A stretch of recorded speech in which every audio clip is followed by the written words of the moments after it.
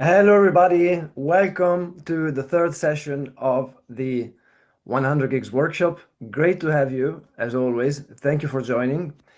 Give me 1 minute so I can finish setting up on a couple of things here. Let me know if you can hear me okay, if you can see me okay, how the sound is.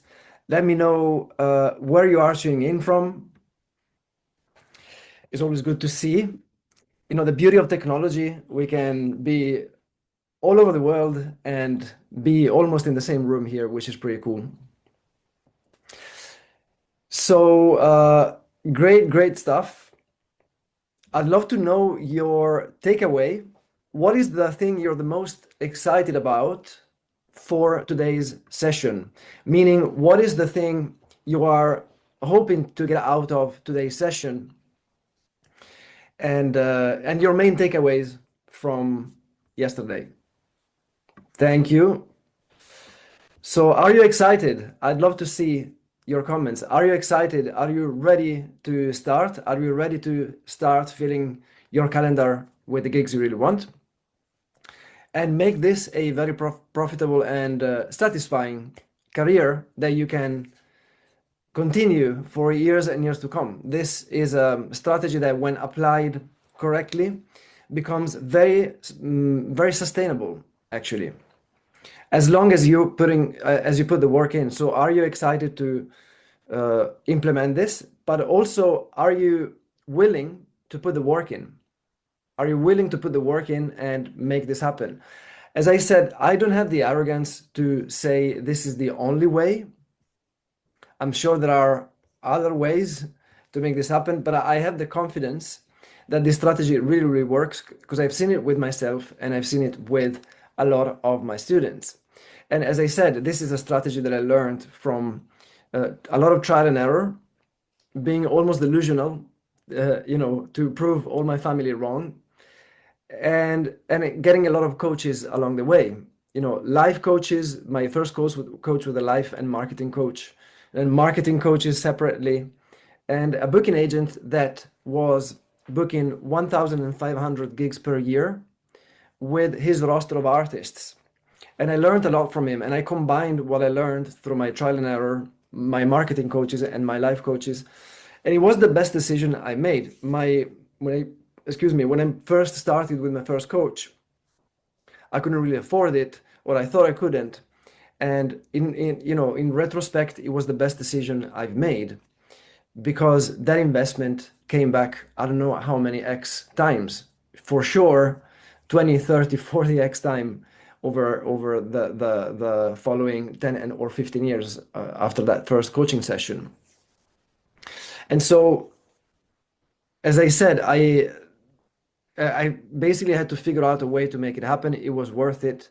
I sold all my gear to make it happen, and it was really tough, especially being younger and having little money back then. Then it was really tough, but it was the best decision I made, because it accelerated the process, and I learned so much that I then applied to my own situation, and I learned how to basically turn this into a sustainable career. And for those of you who are wondering, the reason I started coaching this in the first place, I've been a coach and a teacher my whole life. I was always coaching guitar. I was always teaching guitar. Actually, I gave my first guitar lesson when I was 16 years old, and then I kept teaching since then. I always taught guitar. And so, when my son was born in 2020, actually in March 2020, which was the same time COVID started, I decided to start a guitar membership program to teach people how to play gypsy jazz guitar. That I still have that program, actually. And my students in that community of guitarists started asking me, a few of them started asking me, hey, the guitar coaching is great, but how, I'm trying to get gigs. How do you get so many gigs? How do you do it? Do you want to coach me on that? And so I actually started doing a lot of one-on-ones with these students to coach them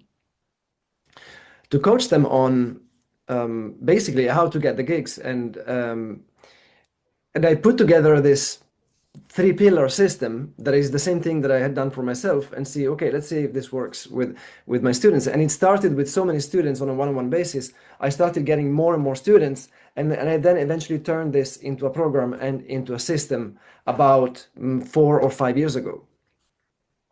So are you excited? Let me know in the chat. Um, and yeah, let me share my slides.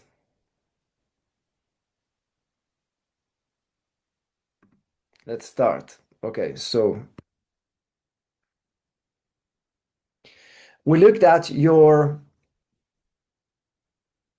online presence. And by the way, before we start, I actually have the workbooks here, all the workbooks from day 1, 2, and 3 for in case you need them. I'm going to put them in the chat so you have them.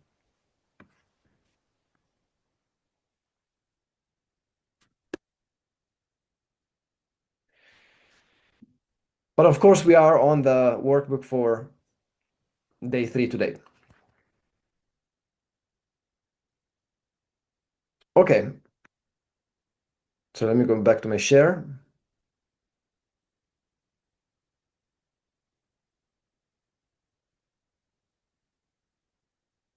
There.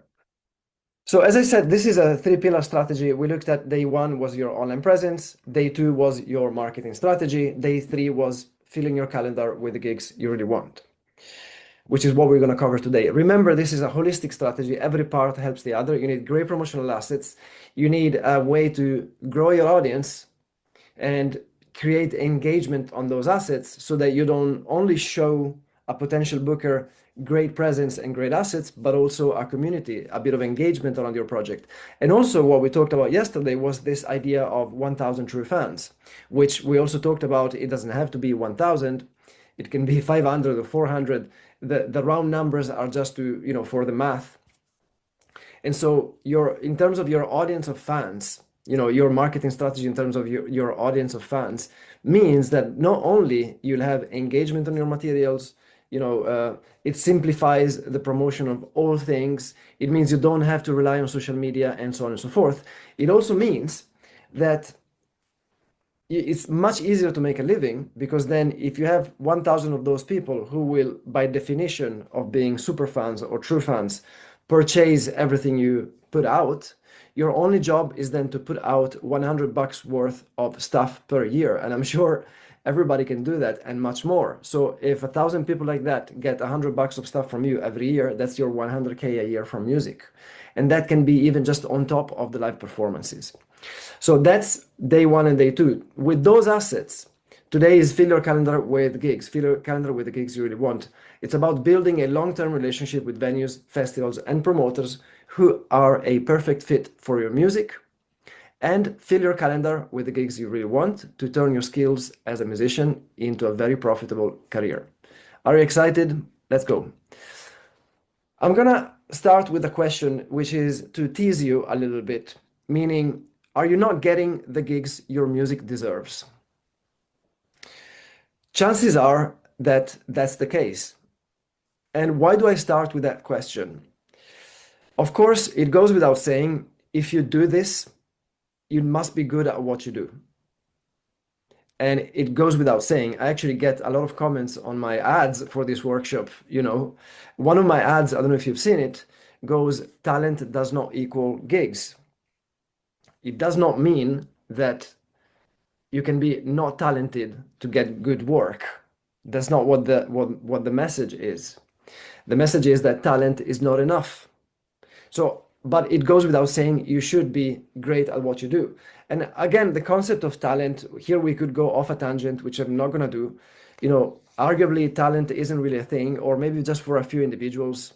Personally, I don't consider myself very talented. Actually, I practice a lot. I've been practicing for over 3 hours a day, and I still do today since 2001. So it's 25 years of practicing more than 3 hours a day. And that allowed me to reach a certain level where I can get some recognition in the community and some sort of gigs. But I didn't start as a talented person at all, not very musical at all. And so talent here is maybe another concept, but what I'm trying to say here is that being great at what you do should go without saying is a prerequisite of getting good work, or at least having a plan to become very good at what you do. But it's not the only thing. That's only half of the equation. And so chances are that because you're here, you are good enough to get the work that you want. Because if deep inside you, or you feel that you could and want get more gigs, then the musicianship is already there. And remember that the way, or the way I look at it is that any desire that you want for more stuff, for more life, for more work, for more money, for more success, anything that you want more of is actually that skill inside you seeking for expression. Does it make sense? And so chances are that you are not getting the gigs your music deserves, because we are really good at underselling ourselves, undervaluing what we do. Remember that for us, playing music, playing our instrument, or singing, or basically composing or playing our music, it is basically normal to us. It is normal to us, but the truth is, for most people, it's magic. For most people, for people who don't play an instrument, for people who don't play music, it's actually magic. Us that they ask us all the time, hey, how do you do it? How do you go on stage and play your guitar like that? Or how many times you heard that question from the audience? For them, is like sorcery, right? But for us, it becomes normal. So we start downplaying it, and we actually don't see how much of a beautiful thing this is, and how much magic it actually is to be able to play an instrument and share music with the world. And so chances are you're not getting the gigs your music deserves, and that's why we're here to fix it. So who would like to know, and let me know in the comments or whatever you can, who would like to know a strategy to negotiate your fees, and how to instantly raise your gigging income by 25%? Who would like to know how to negotiate your fees? So what I'm going to ask you to do, what I'm going to ask you to do is to start taking some notes and do this exercise with me. And put your responses in the chat here, whatever you can, or in the Q&A. And let's do this exercise together. This is the exercise. This is a quick glance to your exercise. Now, about this exercise, at first look, it might look like this exercise is designed to give you a number under which you should not accept the gig. This is not the case. So this will make sense at the end of this exercise. And please bear with me and stick with me at the end of this exercise, because as you go through it, I know it might look oversimplistic. As you go through it, it might look like, okay, I'm just doing a quick division or multiplication and get the number that I want. And then I should basically decline every gig that doesn't pay me that. This is not what we're doing here. But stick with me, you'll find out at the end how this works. I'd like you to do this exercise with me. And for that, put your answers in the chat when, as we go through this exercise. If you don't want to share this publicly, do it on a piece of paper, but do it. Okay? So I'm going to share a text edit here, a document, and we'll do this together. So the first thing I'd like you to answer,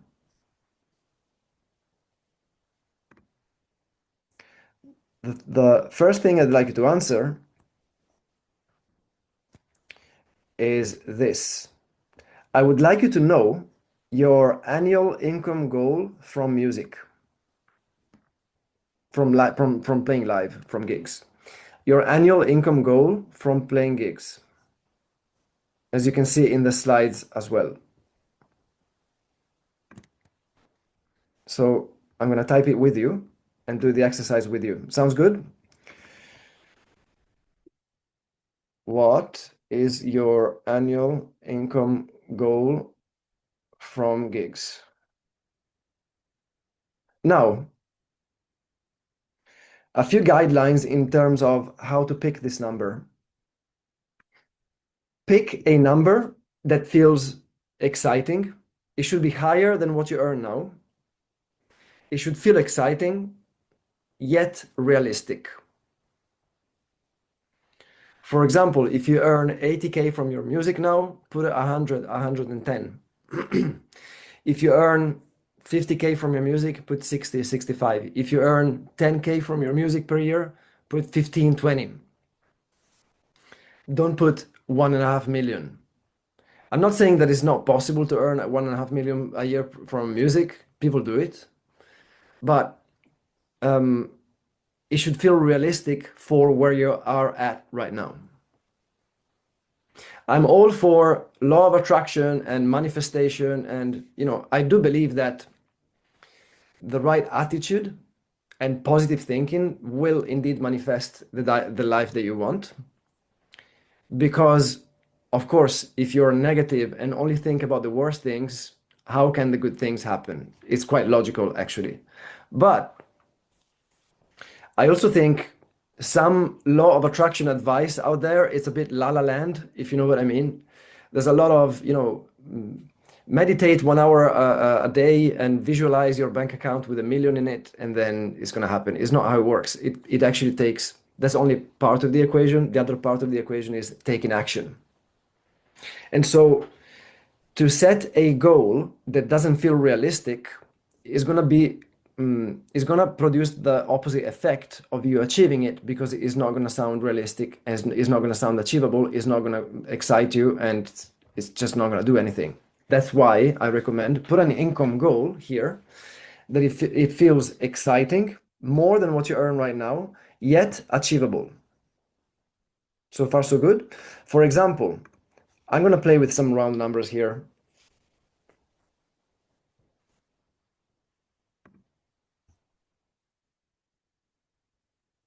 Your annual income goal per year. What is your number? Let's say it is 80K per year. I'm just going to come up with random numbers here. There's no right or wrong numbers here. It depends for where you're at, of course. So let me see some numbers.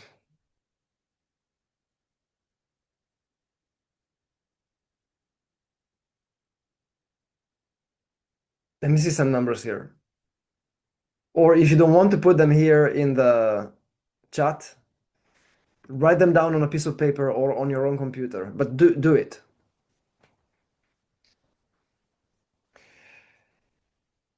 Once you have that number, the next question is, how many gigs do you want to play per week?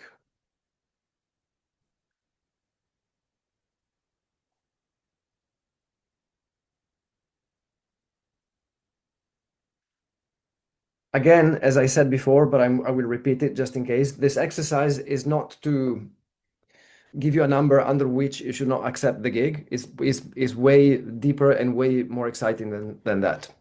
So why do I ask per week and not per year? Well, obviously, it's much easier to picture your week. So maybe you've got kids, maybe you don't have kids, maybe you have a spouse, maybe you don't have a spouse.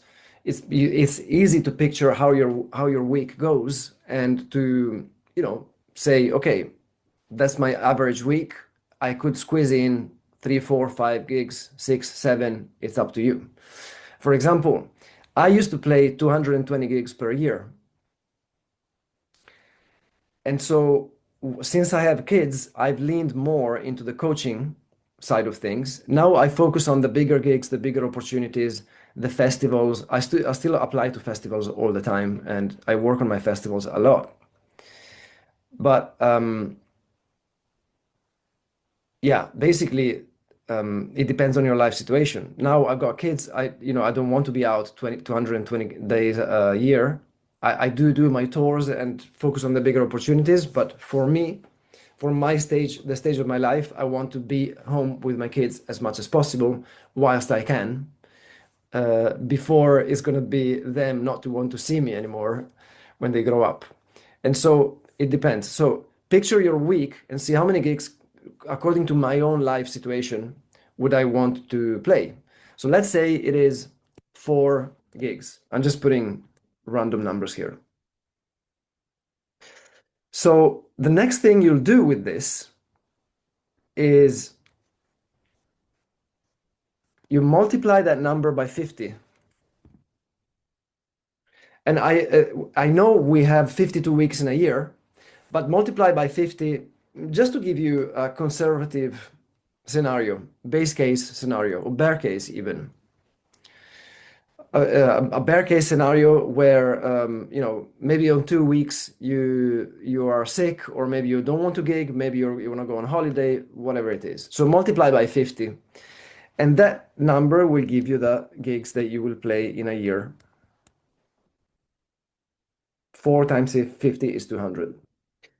Next, what you'll do with this number, you will divide, of course, your annual income goal from gigs by this number.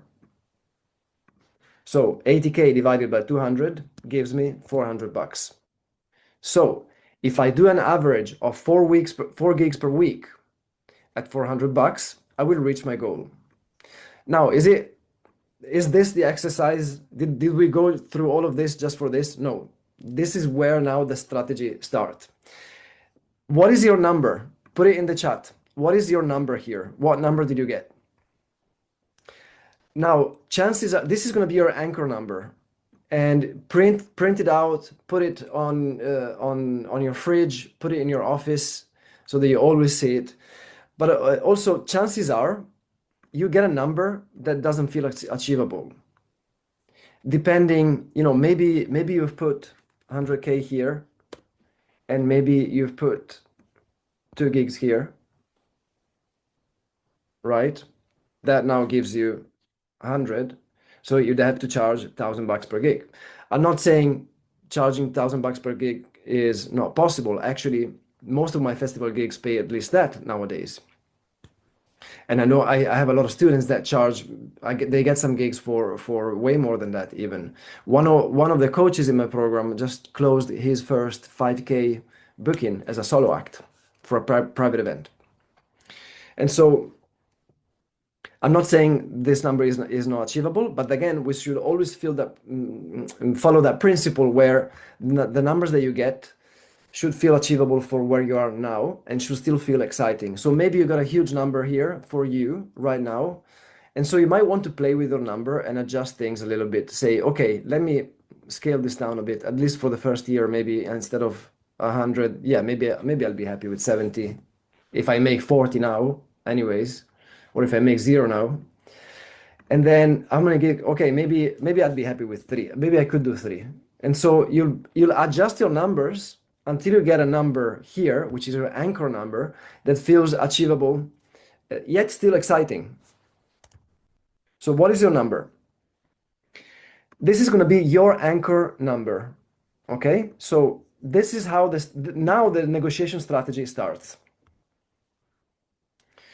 So we went through day 1 and day 2. You have great promotional assets, you have an audience, now you're ready to start pitching for gigs. You'll start pitching for gigs, which is what we're going to look at today. And then you're going to get a response. And when the conversation with a promoter or a booker or artistic director of a place starts, usually the question is, love your music, great stuff, how much do you charge? And so, and I'm sure you've been there before. What's your budget? How much do you want? And so the number one golden rule of any negotiation, and again, write this down wherever you see it every day, is never, ever, ever go first. You never go first. Whoever goes first in any negotiation has lost. So your job will be to get the promoter to go first with their budget. As simple as that. Now, how do you do that? How does that happen? Well, oh, I'm saying the promoter, but this applies to private bookings as well, of course, right? If you're talking to a client, you get them to go first with a budget. And so how do we ask for their budget in a clever way? This is what you'll say. And again, you could write it down. You can watch the replay, of course. But yeah, write it down and you can use this exact script. For example, what I say when they ask me what I charge, I say, look, what I charge actually depends on a few factors. It depends on lineup, it depends on travel, it depends on timings, it depends on sound system, and it depends on lighting, and so on and so forth. So, would it be okay for you to give me a rough budget so that I can see the best option that I can offer you? It's not framed as just give me your budget and I'll take all of it. It's framed as I have different options, different factors in the way that I quote. And I've got so many different combinations of things that I can do for you that I'll probably serve you much better if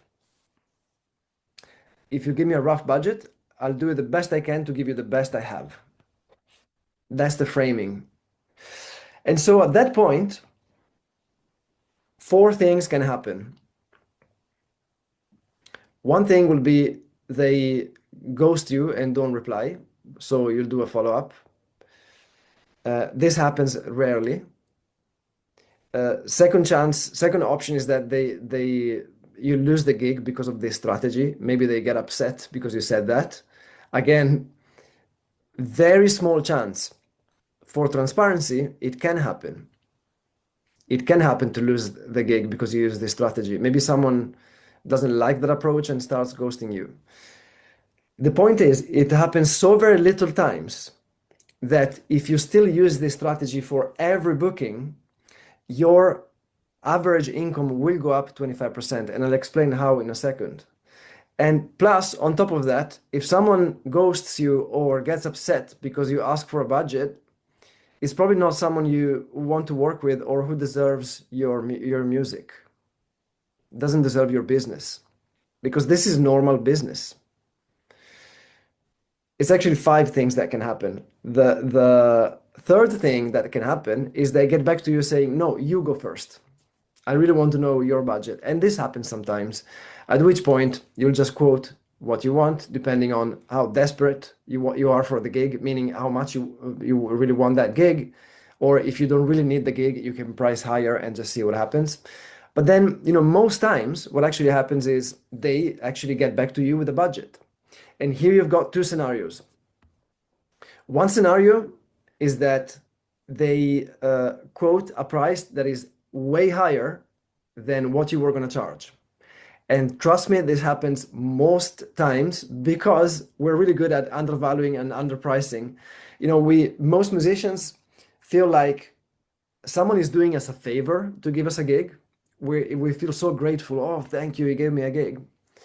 When the reality is, it's us doing them a favor. It's actually an exchange, right? We provide a service. They need the music, we do the music. Simple as that. So I'm grateful for any business that I get, and I expect the other party to be grateful for the business that I bring them. It's an exchange. It's a simple service. And so we shouldn't beg for a gig. We should know what we're worth, and hopefully this exercise helped you understand it. And so scenario one here is that they get back to you with a higher budget. It happens all the time. It happens to my students all the time. It happens to me all the time. The first time I did this, I got $1,000 years back when I learned this strategy from a marketing coach, actually. I did it and I got $1,000 instead of $250 pounds. Actually, it was in London. It was for a private event for Christie's. I don't know if you know the auction. Anyways, and I see it with my students all the time. I show a few examples, actually, some real case studies. The last option is that they get back to you with a budget that is lower than what you were willing lower than your number. In which case, what you'll say is, no worries, completely understand. Look, normally what I charge is this, and you give them your anchor number. But I understand you might have a limited budget, and I understand, I understand. So, what are the chances? And this is the magic word. What are the magic phrase? What are the chances is a great way of asking for anything. What are the chances of us meeting somewhere in the middle? And this is where you'll still get more money than they wanted to pay you in the first place. And so you still win. And this is how your income is going to go up at least a good 25% average. Now, this is a strategy for a solo act, not for a solo act, meaning this is the money that we're talking for you. If you have a band, you should quote your musician's fees on top, obviously. But that anchor number is what you take home. And you should take home more than the rest of the band if it is you doing all the work, the finding the gig, the negotiation, the marketing, then it's normal. With my own project, I take 15%, which is very reasonable. And then I split the rest between four or three, however many of us there is in that particular lineup when it's my project. And so this number is for you. Then of course you add on top what goes to the other musicians. And you will be transparent with them about it, of course. It's all about being transparent always anyways. So again, just to recap quickly, your anchor number is simply this. It's your annual income goal from gigs. How many gigs you want to play per week. Multiply the number of gigs you want to play per week by 50. It will give you this number. And then you divide this number by this one, and that's your anchor number. 100K divided by 200 is $400 per gig.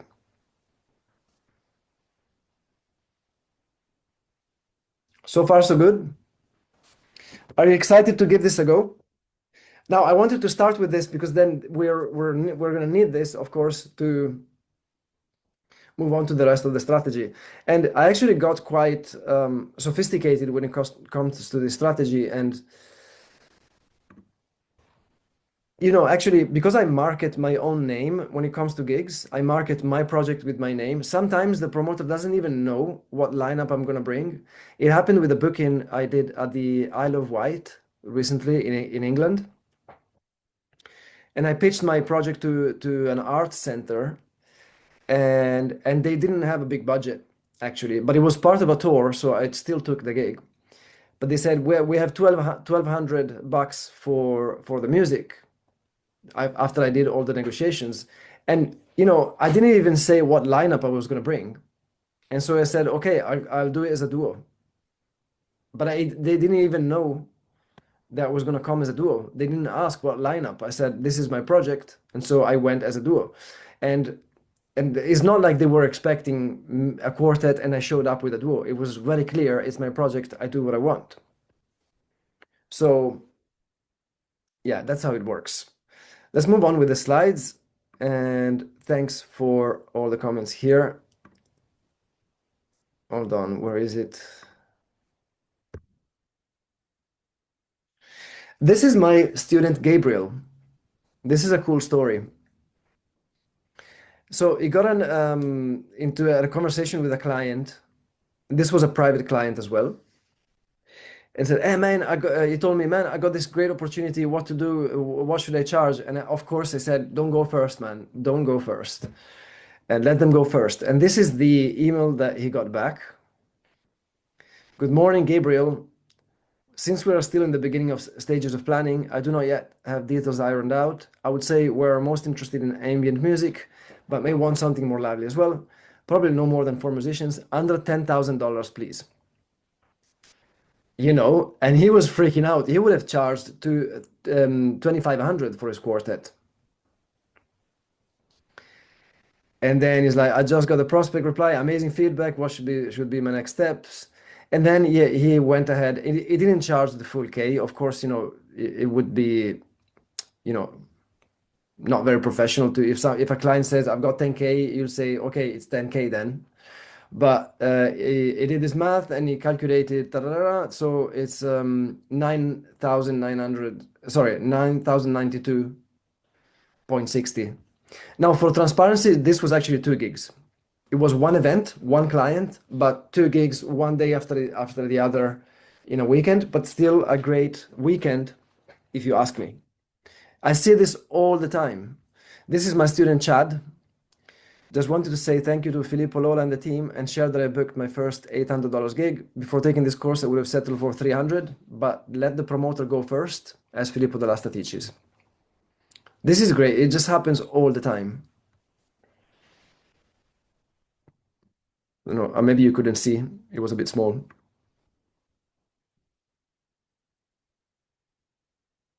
Making sense? Excited to give this a go?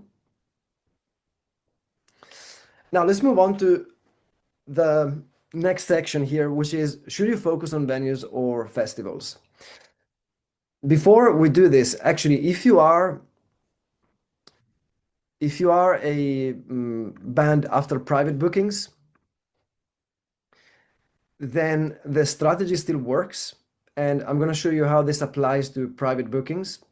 If you're after, corporate events, private events, and so on and so forth, it will come together at the end for you too. And I do have lots of students who have function bands. Even I've got all sorts of students. I've got students who are original music. I've got students in function bands.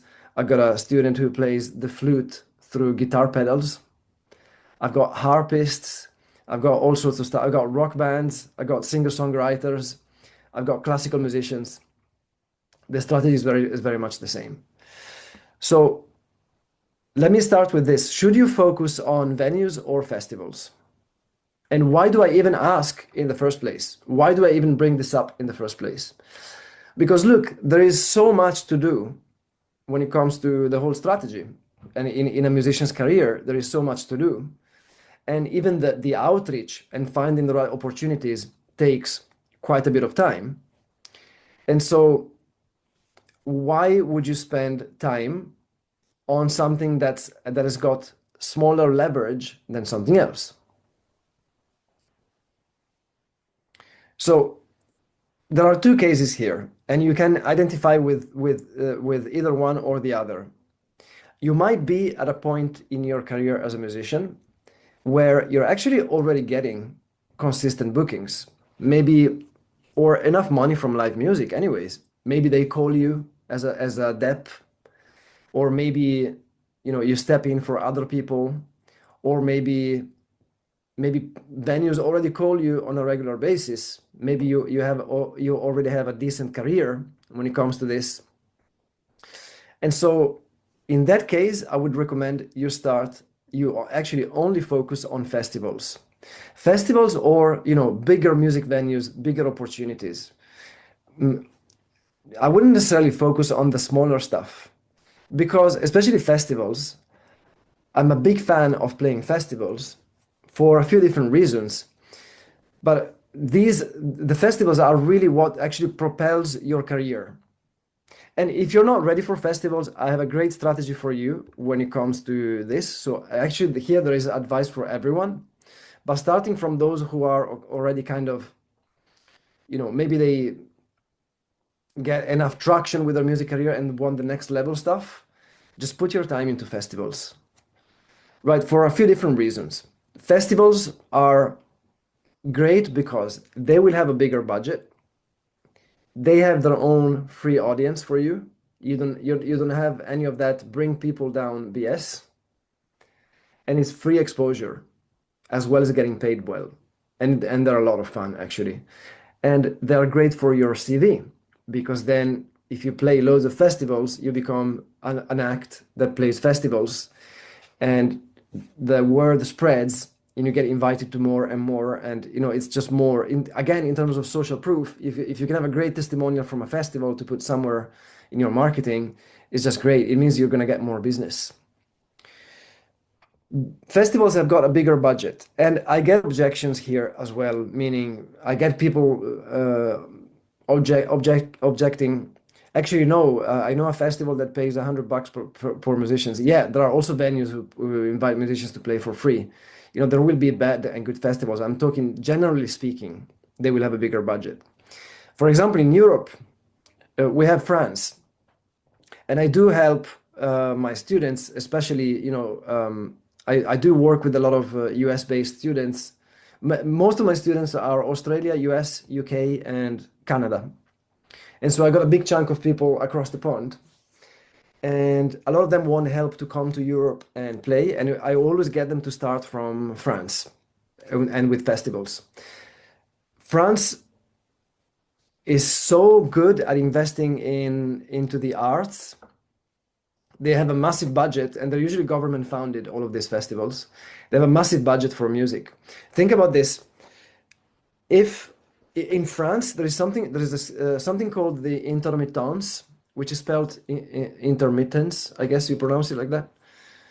And it's basically in France, if you are a musician, you know, self-employed musician legally, and play more than 41 gigs per year,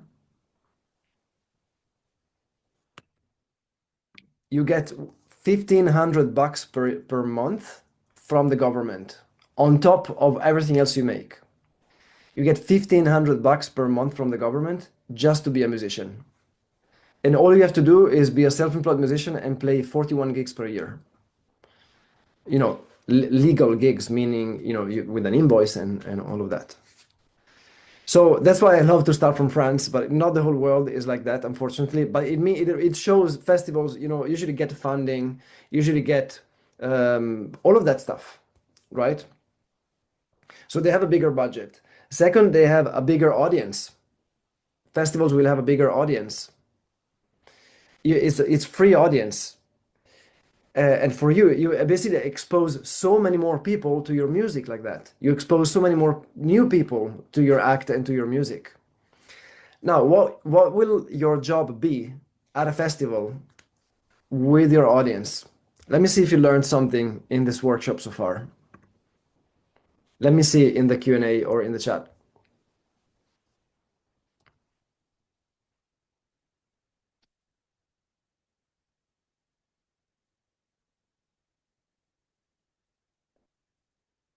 What are you gonna do? How are you gonna utilize that audience at festivals, that big free audience that you acquired at festivals?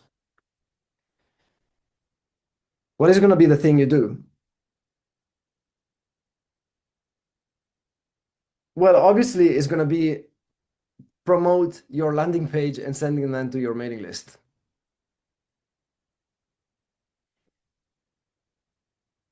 Remember, we discussed this yesterday. Your marketing wise, after you set up the system from yesterday, your only one job is to send people to your mailing list. That's your one job. Again, do you have to, does mailing list sound exciting? No, actually it doesn't. Do you have to phrase it like join my mailing list every time? No. Again, we discussed it yesterday. It could be a free ticket. It could be a free tune. It could be a secret something. It could be a free beer. It could be whatever. Get creative. Like it depends on what resonates with your audience. You know, like I play jazz festivals. It's usually a sitting audience. You know, it would be silly if I said, hey, if you put your email here, you get a free shot of tequila. You know, you need to know what works with your audience. If you play a rock band, definitely do the shot of tequila, you know, but see what works with your audience. We discussed this yesterday. But so be that people person from the stage. Repeat whatever your call to action is to your audience several times. But marketing wise, they say it takes people 14 times to hear something before they take action on an offer. And so you know, if it is depending on the type of festivals, but you can be that people person basically, and get people to meet you at the merch stand after the gig, get people to meet you at the bar after the gig. What I do actually on my tours, I have my CD. My audience still buys CDs. That's why I print them and I sell loads of them actually. But and just telling you what works for me, just as an example, so you get the principle. And then I say, by the way, I also have another album. It's called Mediterranean. It's Gypsy Jazz meets Indian music. It's actually sold out. I don't have any copies yet left. But if you leave me your email, I'll send you a free download of that as well. If you buy the physical album, the new physical album, and I get loads of emails like that. So get creative. But that's how you can utilize a new audience on tour or on festivals. Be that people person. Become that people person if you have to. As I said, I quite consider myself the introvert by nature, but that's what music taught me to be more out there and be a people person. And this really is one of the gifts that I got from music to the social skills. I started with zero social skills. I had a difficult childhood and all of that. And so, as you know, if you have a complicated family, it's not great for social skills. And that was many years back, and music is what actually gave me the skill to become a people person. I got my social skills back, and literally, now, as an adult now, I have zero problems to be in any public situation. Actually, people see me as an extrovert now. And so that's what music does. And it's probably one of the, maybe the only art form that I can think of that gives you the best of both worlds. It makes you look inwards in a meditation manner, almost. It's the composing part, it is the practicing part, it is all of that. It kind of makes you look inwards, makes you look inside. And but it also has that other thing, which is making you look on the outside and expand, because you have to play music with people and for people. So use that especially when it comes to these gigs, to grow your following. And again, your only job is to send people to your mailing list one way or another, right? That's why I love festivals. So if you are already kind of established or already getting, good work, then focus on festivals. If you are starting out, or if you're still kind of a smaller artist in career-wise, then you will start with venues. Start with the smaller venues. And when you do a list of venues, which I'm going to show you today, how to get that list of venues, you could have, and this goes for everyone, you could have 3 separate lists of venues when you do your research. On your spreadsheets, whatever you're saving them, I would have actually 3 different types of venues here. Three different lists. One list could be a list of smaller venues, then kind of mid-size, and then the bigger opportunities. And if you're just starting out, you would start from the smaller venues and then pitch your music in the way that we're going to teach you today. Pitch your music to them, to those smaller venues. And again, develop that habit of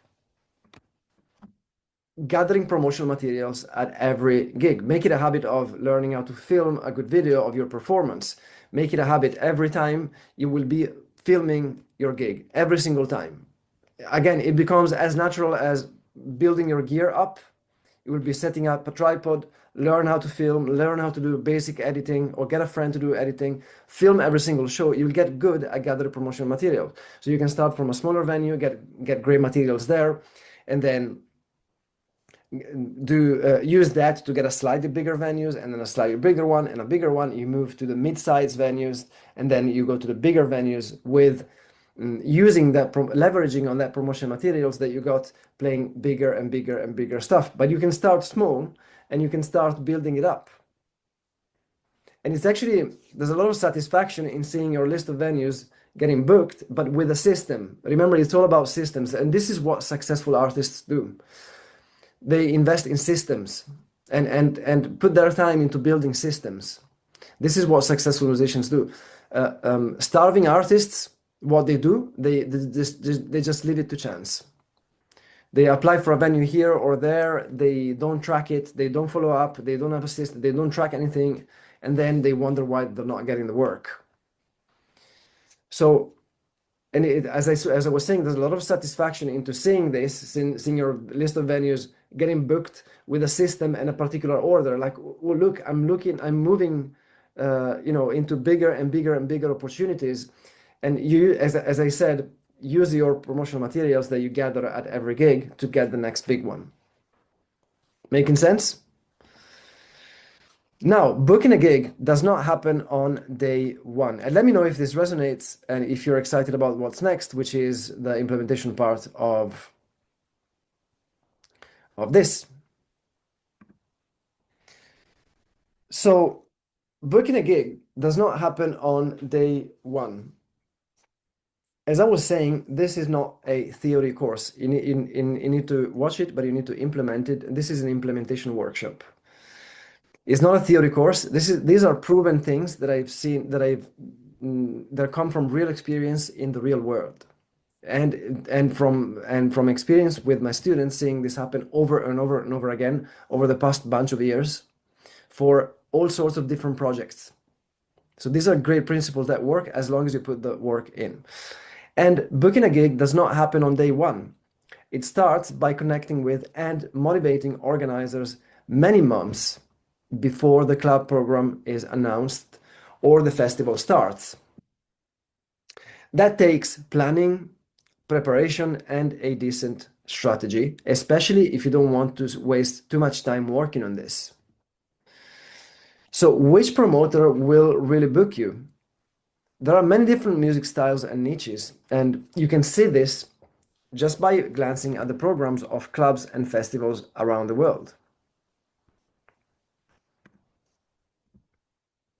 Some promoters are only interested in straight ahead jazz, some prefer electro or rock, others are all about the singers, and so on and so forth.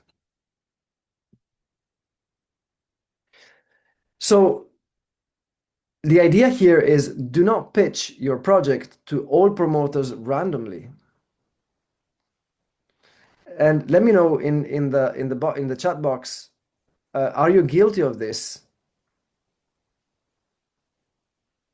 Are you guilty of pitching, just doing a random Google search and just sending a big mass email to all the email addresses you've sent, you saved?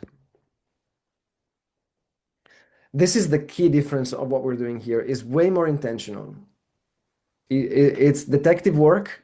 It takes more work, but it's way more results.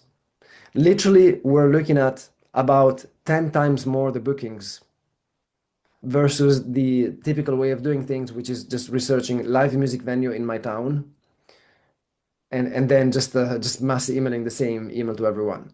Because I know for a fact, because I see my students' numbers before and after, I know it's 10 times more. And I'm sure you see it in your numbers as well. My guess is that every 100 emails that you get, you probably get one gig or two. I'm not talking about responses. Maybe you get responses, but out of 100 emails, maybe you get 1 or 2 gigs. And that's 1 or 2%. The numbers that I'm happy with are 10 or 15%. And the point I'm trying to make here is if a promoter gets the feeling that what you're pitching is nowhere near their thing, they are going to lose interest in your email pretty quickly. So calling and emailing the promoters who don't program your style of music is a waste of everyone's time, not at least yours. So the idea with this is pitch your project to a much more targeted group of venues, clubs, and festivals. They will be way more likely to appreciate what you're doing. And the simple 3-step method below is something I do with every new student I take on. So make sure you've got pen and paper, or you can type your answers here you can do the exercise with me here in the chat. And make sure you're ready to take notes. And again, I know there's a lot of information in this workshop and that it's a lot to focus for this long, but it's important that you give it your full attention for the last hour of this, for the last section of this, because it's what actually really brings the results and you put the work in. Then this is day 3. This is the last day of the workshop. So let's do this exercise. Number 1, make a list of 3 musicians or groups who play in a similar style to you. This is the foundations of the whole system. And if you get this wrong, the whole system goes to hell. Make a list of 3 musicians or groups who play in a similar style to you. Now, how does this work? 2 of them should be a little further up the ladder than you in terms of their live work, but from your city or country or state, basically in the area where you want to gig. And the third one, should be much more established internationally. Make a list of 3 musicians or groups who play in a similar style to you. 2 of them, and the crucial part really is this, 2 of them should be a little further up the ladder than you. A little further up the ladder than you. Not, don't pick because you play pop, don't pick Madonna or Elton John. Pick someone from your area or country or state, basically the area where you want to play, that is slightly further up the ladder than you. Basically, someone who's got the gigs you want that you feel like you could play. Obviously, if you pick a project that plays 40,000 people stadiums, what are the chances realistically that you get that gig this year, right? So this is the very important step. So and then you can pick a more established artist, still not Elton John like, but someone more established. You can actually pick that, and more international as the third artist. But let me know, who are your three artists? Again, two of them should be a little further up the ladder than you and more local to you, and then one a bit more established internationally. Let me see. Do you have some names?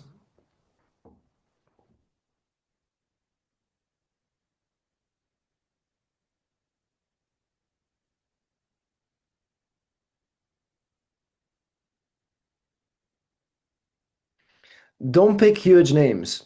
Pick someone who's local to you in your, well, where you want to gig. But no Elton John, no Katy Perry, no Britney Spears. Someone from your scene, your community, your area,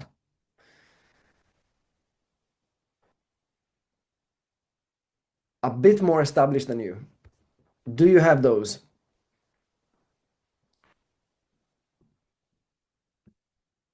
Again, there's a chance you cannot come up with any names now, and that's fine, but write this down as an exercise.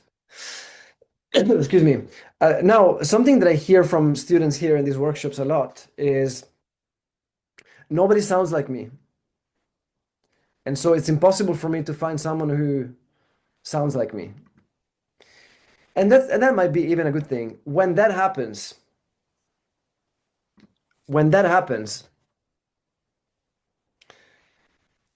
you might want to try thinking of who is an artist that you could open for.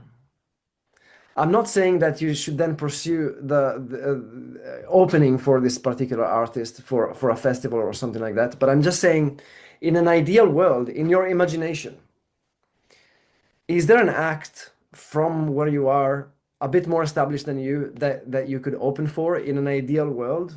What I'm trying to say is, if you cannot figure out someone who sounds similar to you, is there someone that if you were to share the same bill or you opening for them would actually feel still like a good fit? An example that I bring up a lot is I play gypsy jazz. And let's assume I think I sound unique and nobody sounds like me, which is not true, but let's assume that's what I think. So, I could still think of the qualities of your music. In my case, it is acoustic music. It is rooted in tradition. It stems from a particular ethnicity. So, for example, if I were to open for an African world music band, it would actually be a decent fit, although the styles of music are completely different. It's still, if there was maybe a world music festival and the headliner was this African world music band, maybe this guy is with a big guitar. It's called the kora, with a guitar with the seven strings, or I don't know if it's seven strings actually, it's maybe 13 or whatever. But uh, it'd probably be a good fit. If it is my gypsy jazz band, acoustic, based in ethnicity, very strong cultural roots, it would still be a good fit, world music sort of thing, opening for an African world music band. So if you cannot think of anyone who sounds close to you, think along these lines as well. Who could you open for in an ideal world, uh, with whom you share similarities in your music, right? Making sense? So at this point, once you have that list, either now or as a homework, but if you have it now, better, of course, you are going to Google their tours. So one by one, you want to make a Google search for that band's name and gigs. I just realized I can move around here. This is crazy. Make a Google search for their tours. For example, one artist that I used to do this with is called Dario Napoli. I did this very same exercise myself. And so you would do something like,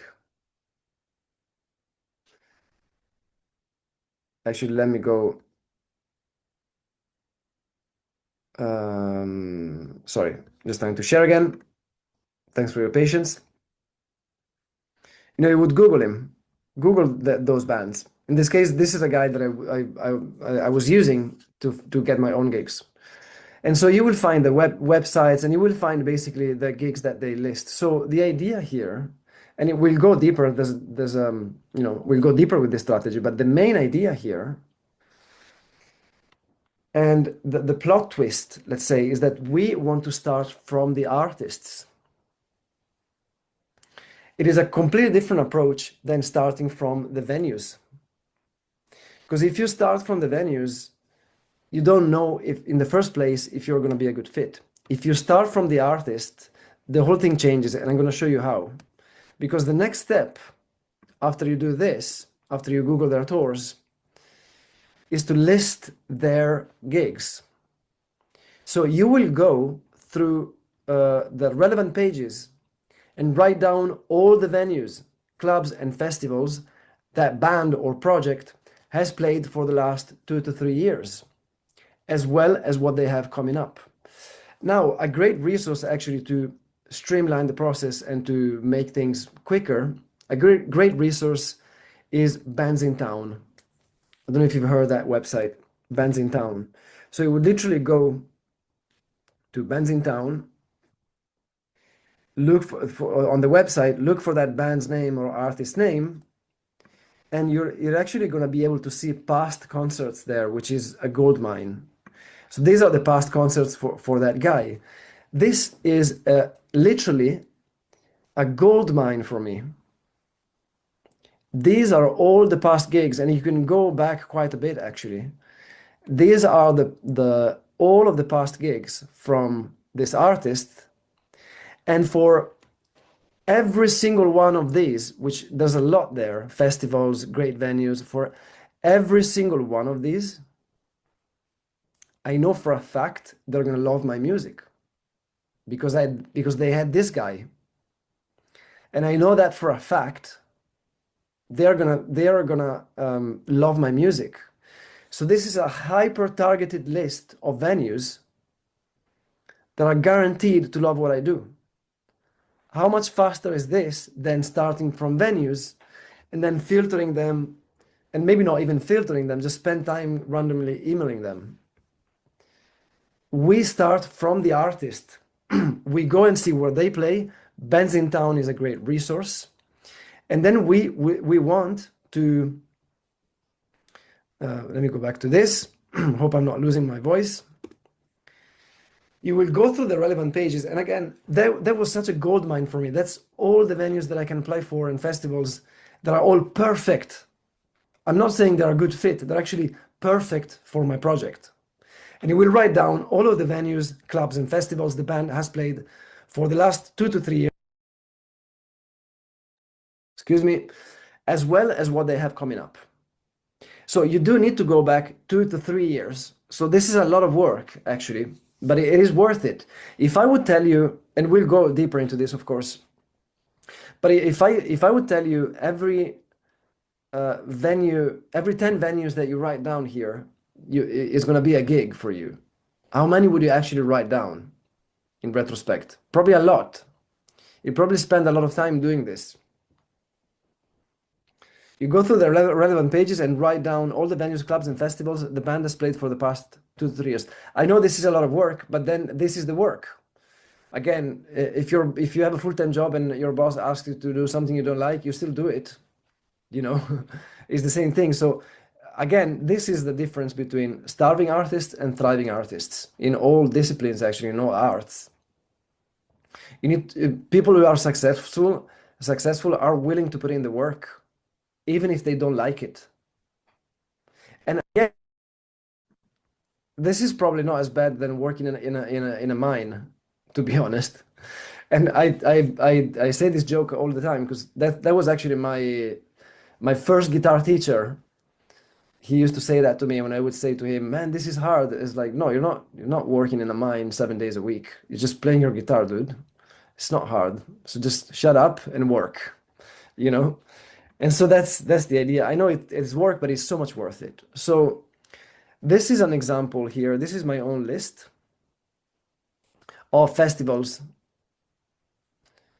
And you can actually see, can you actually see it?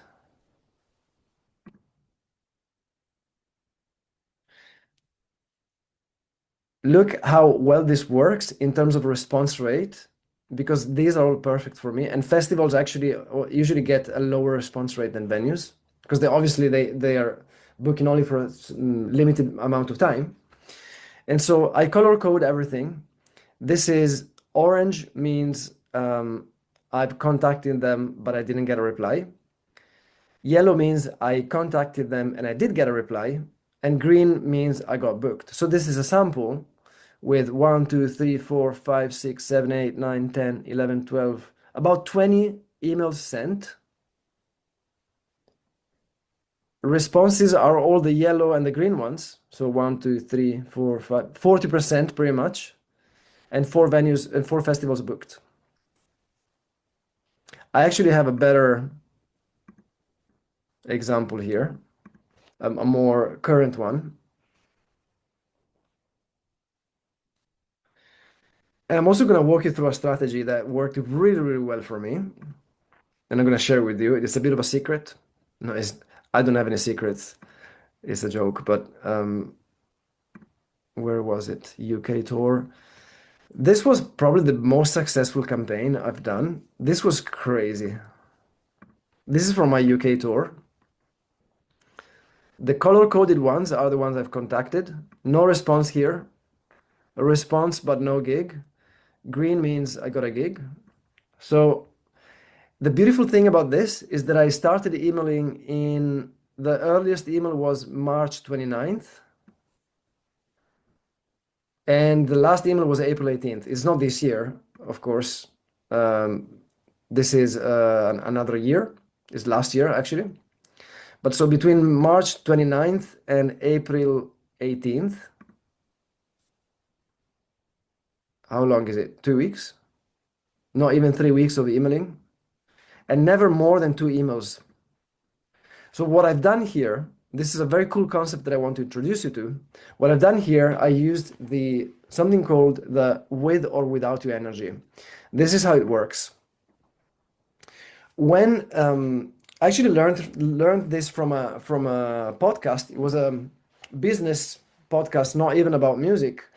And there was this story of this guy who was he wanted to raise 1 million for a startup or something like that. He wanted to raise a lot of money for a startup, didn't know how to do it. So I thought, I need to organize a big party on a yacht to look like the big shot. And that was the guy actually being interviewed in the podcast. And so what he did, he went to the pier with all the big yachts, and he left a letter in the PO box for each yacht. And he said, I'm doing this amazing thing, explaining what it was. It's going to be a huge event, very prestigious, this amazing startup, whatever. Do you want to be the yacht for this? So he changed it from, can I have your yacht, please? Can I borrow your yacht? To, I'm doing this amazing thing with or without you. Do you want to be part of it? And so I heard it, and that's how he got the yacht, right? And he raised 1 million and whatever. And so I started thinking about this and thinking, this is so cool. How can I apply it to my own stuff? How do I apply it to my music stuff and to my outreach? And so I had this idea to craft my outreach email for that tour that you saw. This was so good. It was 3 weeks of emailing, maximum 2 emails per venue, and I got like this is a 50%. It's pretty much a 50%. For transparency, this venue here, uh, I already knew them. I was already in touch with them, so they just gave me the gig because they knew me. But still, the rest is great. And so what I did is, and this is one way you can frame it as well, instead of sounding like a beggar, pretty much, please give me a gig, I need to eat, which is what we do. If you're pitching, give a name to your show. Whatever your show is, give it a name. Don't overthink it. You can call it the black, white and blue show. You can call it the 1, 2, 3 show, the XYZ show. I don't care. Give it any name. And then frame your email as in, I've got this new show. Do you want to be part of it? So your email could go, hey there, this is da-da-da, your tag. And the tag should be, we discussed it in day one, should be exciting, spike curiosity, and so on and so forth. Your tag. The music is described as da-da-da. This is, and then immediately one link. We'll be talking about your emails in a moment. And then what you'll say instead of saying the usual, do you have any dates available, which is a bit lame, to be honest, no offense. You'll say, if it is a tour, you can say, I'm putting the summer 2027, summer 2029, summer 2035, whatever it is, tour together for this new show. Would you like to be, do you want to be one of the venues for the show? Or you can say, I'm doing this tour. Do you want to be one of the venues for the show, for the tour? That's what I did. Worked amazing. If you do it for, not a tour, but for venues, you'll say, I've got this new show and we're booking for the summer. Would you like to be one of the venues for the new show? That's what I did and wanted to share with you because it works amazing. It worked really, really good. You can see there in the conversion rate was crazy. So far, so good. Are you excited about giving it a go? And is it resonating? Are you ready for what's next? Are you ready to be next and get amazing gigs?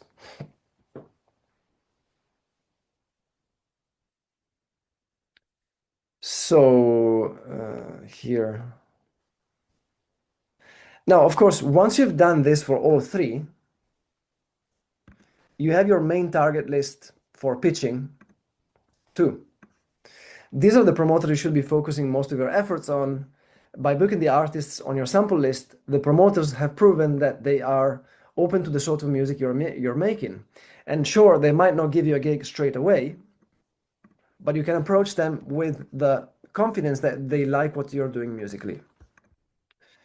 And so the idea is to build a long-term relationship with promoters. So what it means is that you should definitely avoid approaching a promoter asking for a gig straight away. And the example I bring up all the time, if you met a promoter on the street, would you go shake their hand and say, without even saying anything else first, and say, hey man, it's so nice to shake your hand. Can I have a gig? Do you have any dates available? You would never do it in person, but that's literally what we do when we email them. So of course, they're not stupid. They know you're emailing them because you want a gig or you want to start a collaboration with them. But the energy that you should go into a conversation with a promoter should be with the view of developing a long-term relationship with them. Because remember, you should hope you become friends with them, basically. Remember, this is not one gig you want, actually. You want 10, you want 12 gigs, you want 20 gigs, you want 50 gigs. So you shouldn't be in a rush because yes, you can get a first gig, but what you want is actually for this to become repeat bookings. If you hustle them and go and get them to give you a gig by exhaustion, it's probably not the right strategy. You want to start with the right foot and think, maybe I can even become friends with this person. Again, without manipulating anyone. And if it doesn't work, and maybe you just don't get along.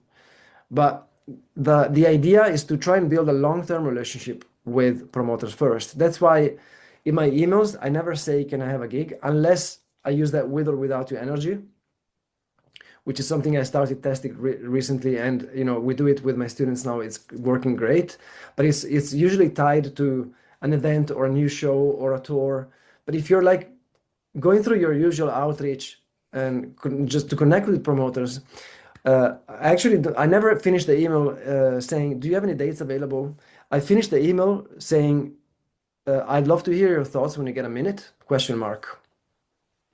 And the emails are short. I'll show you my email in a moment. I'd love to hear your thoughts when you get a minute. And it's not even a question. Grammatically speaking, is wrong. Uh, but I still put a question mark because it kind of prompts them to send a reply. What not to do in your emails. This is extremely important. What not to do. Don't email the info at email address. So when you go on a festival or booking page or venue page, unless the venue or festival are really, really small, then the info at email address is not going to take you anywhere. So the promoter's contact information is usually not going to be there.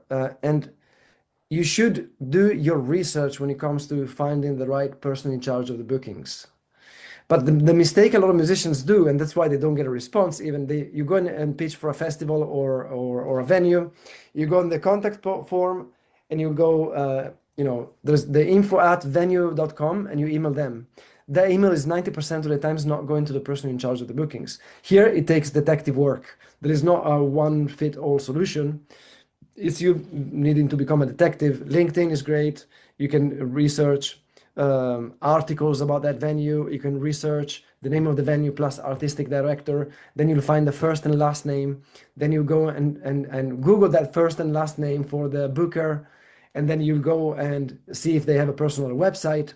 In your CRM or on your spreadsheet, make sure you keep track on all of that. Find out who the person is. You can ask bands who played there and say, "Hey, who's the booker here?" But don't just go. And of course, you can offer in return to you can send them some details for other bookers that you have already. But don't just do it quickly and look for the info at email address on in the booking page. Definitely make sure you do detective work and find the right person in charge of the bookings and then email them. It takes longer, but then your list of venues will get populated with the right contacts, right? Don't mass email. Don't mass email because your emails are gonna go to spam. No attachments in the email, and I see it with the students that I start coaching all the time. They show me the emails that they're sending, and they're like, EPKs attached, photos attached, all of that stuff. Don't do that because those emails are, again, likely to go to spam if you attach anything on them. You should have no more than 2 links and 1 good video link and your website link at the bottom. That's it. And again, no more than 2 links, otherwise it's likely to go to spam. Don't ask for a gig straight away, like we just said. And as we said, it takes longer to get a gig, but it creates a relationship. Have a system and follow up. Make sure you track things. Have a spreadsheet. Put everything in a spreadsheet. Have your promoter list, your booking agents list. Have a system and follow up. As we said, treat this as a job. When you schedule time in your calendar to go and work on this. This is literally your career. And the question is, do you want to wake up at 80 not having the life that you want or not having had the career as a musician that you want, which is the life that you really wanted, only because you were too lazy to put the work in and not create a system for yourself? This is what, and it's a bit of a paradox because this is literally what discipline creates freedom, which is counterintuitive and again a bit of a paradox.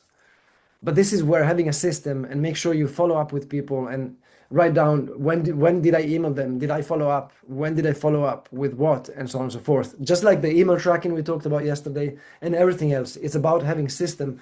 Start treating this seriously. This can become a very profitable thing if you do it and schedule time for it and make sure you work for it. So schedule time and show up as if it was your main full-time job that you do for somebody else, because that somebody else is you. And who's more important than you? This is a cool example. This is a promoter in London. I should have hidden his name. Anyways, a promoter in London, just to show you the power of, going into this, developing a long-term relationship. Basically, I became friends with this guy, not again in a manipulative way. It just happened. But now it's got a very nice jazz club in the UK. I just message him on WhatsApp now. Hey, was thinking to perform on August 24th with either this band or another. I don't know yet. Will it be possible? Yeah, why not? Thursdays are good days. And then, I give him the dates and it's booked. That's how easy it becomes eventually. This is my student, Chad. Wanted to share a quick win. I've been trying to book a very popular venue for years. I've stopped with business cards, networked with other bands, and they never showed interest. Using Filippo's template, I sent the promoter an email according to the 100 gigs method, and with higher quality videos. It took a few weeks, but they just called. Normally, they require bands to play 1 gig for free first. Not only did they offer us a paid gig, but again, using Filippo Dall'Asta's method of letting the venue go first, I negotiated a rate they typically pay for full bands, and we are a duo. This is my student, Eleonora, applying she was actually one of my first one-on-ones before I started doing this more officially. And that's her calendar after applying all of these ideas. November, November, November, November, October, October, October, October, October, October, October, October. That's my student Joe after applying all of this. That's his tour. We got February, March, April. This stuff just works. Have a mailing list with venues and promoters. This is also really important. Excuse me. And this is something a lot of people don't do. But this is another great tip here. Sorry. It's another great tip to have a mailing list with venues and promoters. This is how you leverage a no from a venue. What you do is you'll say, let's assume you learned all of your mailing list stuff from yesterday. And this is not the mailing list you'll have with your fans. This is a mailing list you'll have with venues and promoters. It's a separate list. How do you add venues and festivals to your list, and what do you do with it? This is a great, great, great strategy. What you do with it is you go basically and pitch your project for a gig, and sometimes they get back to you and say, not for now, right? And when they say not for now, what you'll do is you'll say this: no worries, completely understand. By the way, would it be okay if I added you on my mailing list so that it is easy for you to keep us in mind should an opportunity open up? Often they say yes because they feel bad about saying no to the gig. And so then what you'll do with this list, this is long term, but really, really clever. And nobody does it except for my students. What you'll do with this list, you'll build it slowly doing this. And then every time you play, every weekend you play, you film it, of course, as you should do, as you know. And then on Monday morning, I used to do it every single week on Monday mornings. On Monday morning, what you do is you send an email to that whole list of venues and promoters who said no or not for now. And your email looks like this. Hey, first name, hope you had a great weekend. This is what I was up to. And this is a fun 60-second clip of me playing this, and that. Hope it puts a smile on your face on this Monday morning. Hope you enjoy it. Take care. Bye. That's it. That's the email you send every single week or every couple of weeks, whenever, however often you're comfortable. And so your list of venues and promoters will keep growing because you're going to do so much outreach and you're going to have so many conversations. And again, your one job is to move people to your mailing list. And with this separate list of venues and promoters, you'll send this regular email to them. This is not for your fans. This is for venues and promoters. And guess who's going to get the gig when a slot opens up? When a promoter, friends of them, because they all know each other, asks, "Hey, dude, do you have a band? I just had a cancellation." Guess who they're going to recommend? They're going to recommend you because you are in their freaking inbox all the time. And I'm not talking about spamming. These are value emails. Hope it puts a smile on your face. There's no ask there. And it's not like you're emailing them every day. And most likely these promoters and venues will enjoy actually an email like this on a Monday morning when they sit at their desk.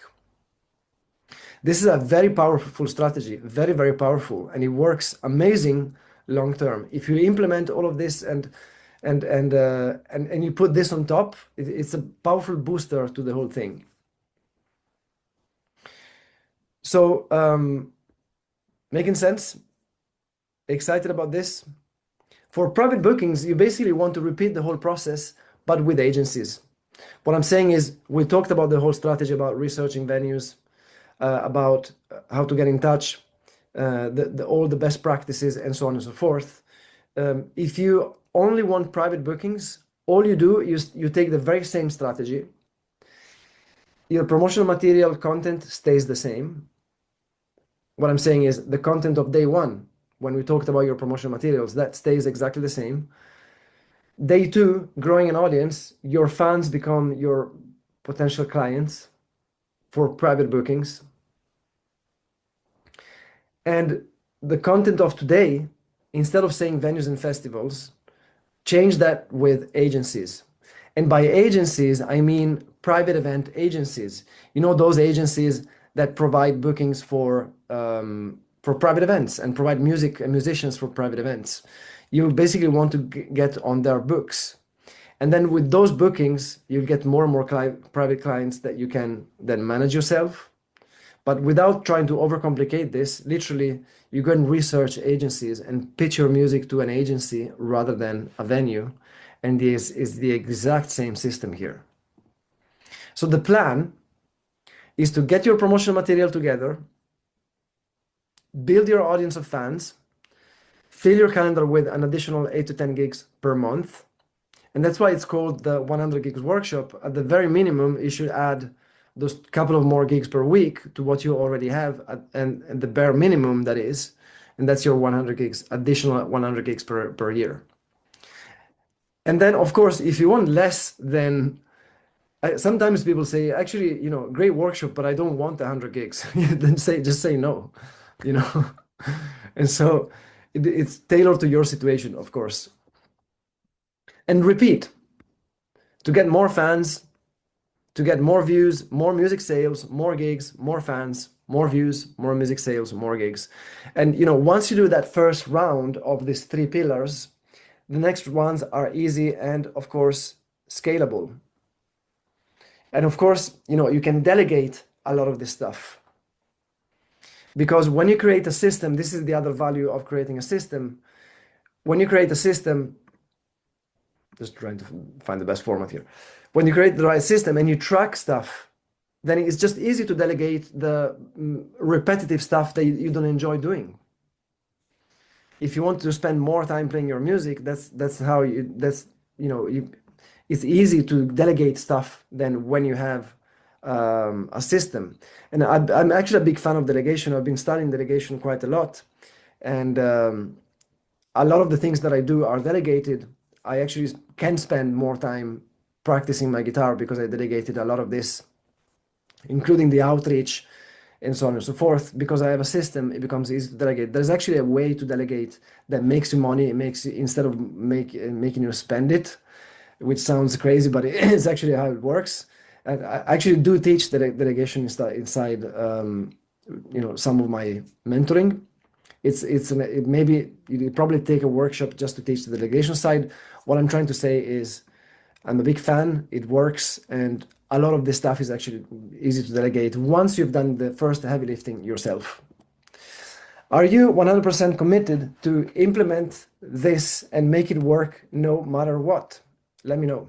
in the chat. Are you 100% committed to make this work no matter what? So I wanted to show you something here. Hold on. I think I need to stop this and start again. I got a message from a student recently on WhatsApp, on a voice note, that I want to share with you.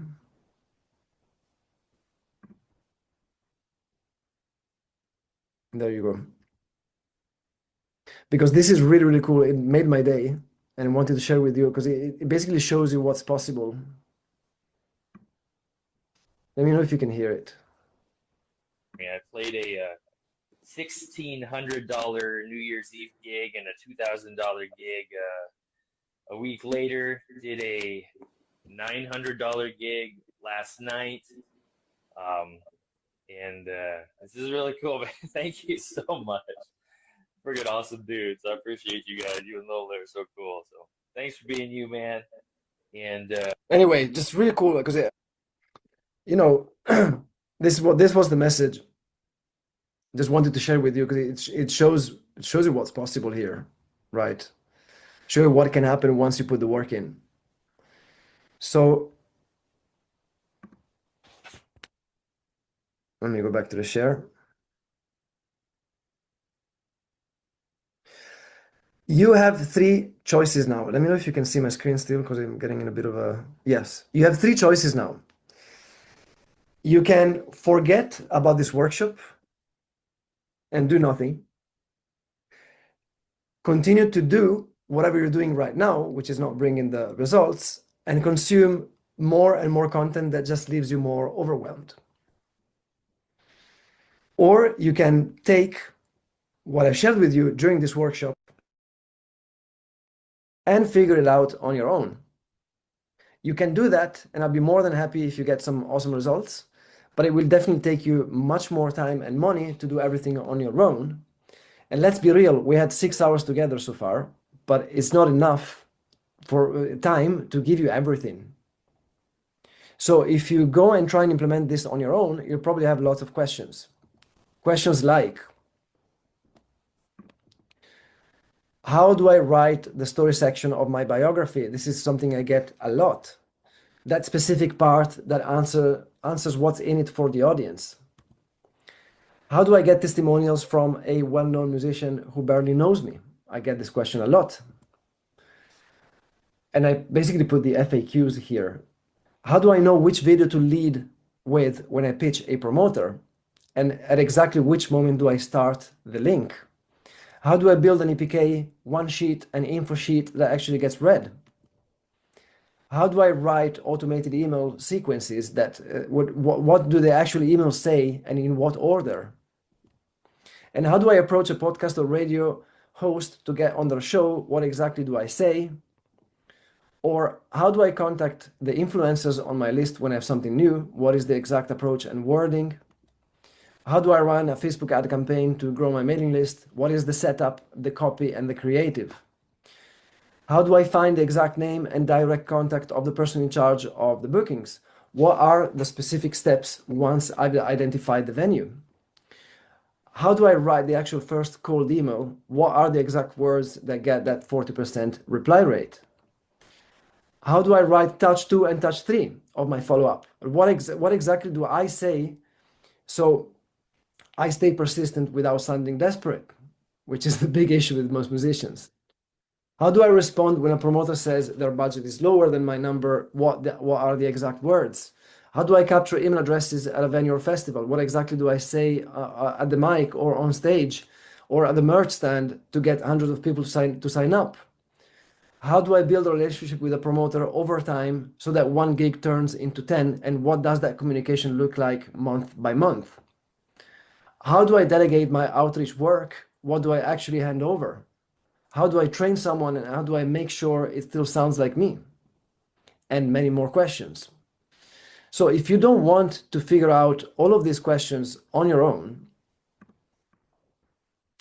and if you'd like to have someone who already did helping you through this entire process, there is this third option, which is partner with me so that I can personally help you implement everything and get you to the gigs you want and the career as a musician, artist, and performer you really want faster?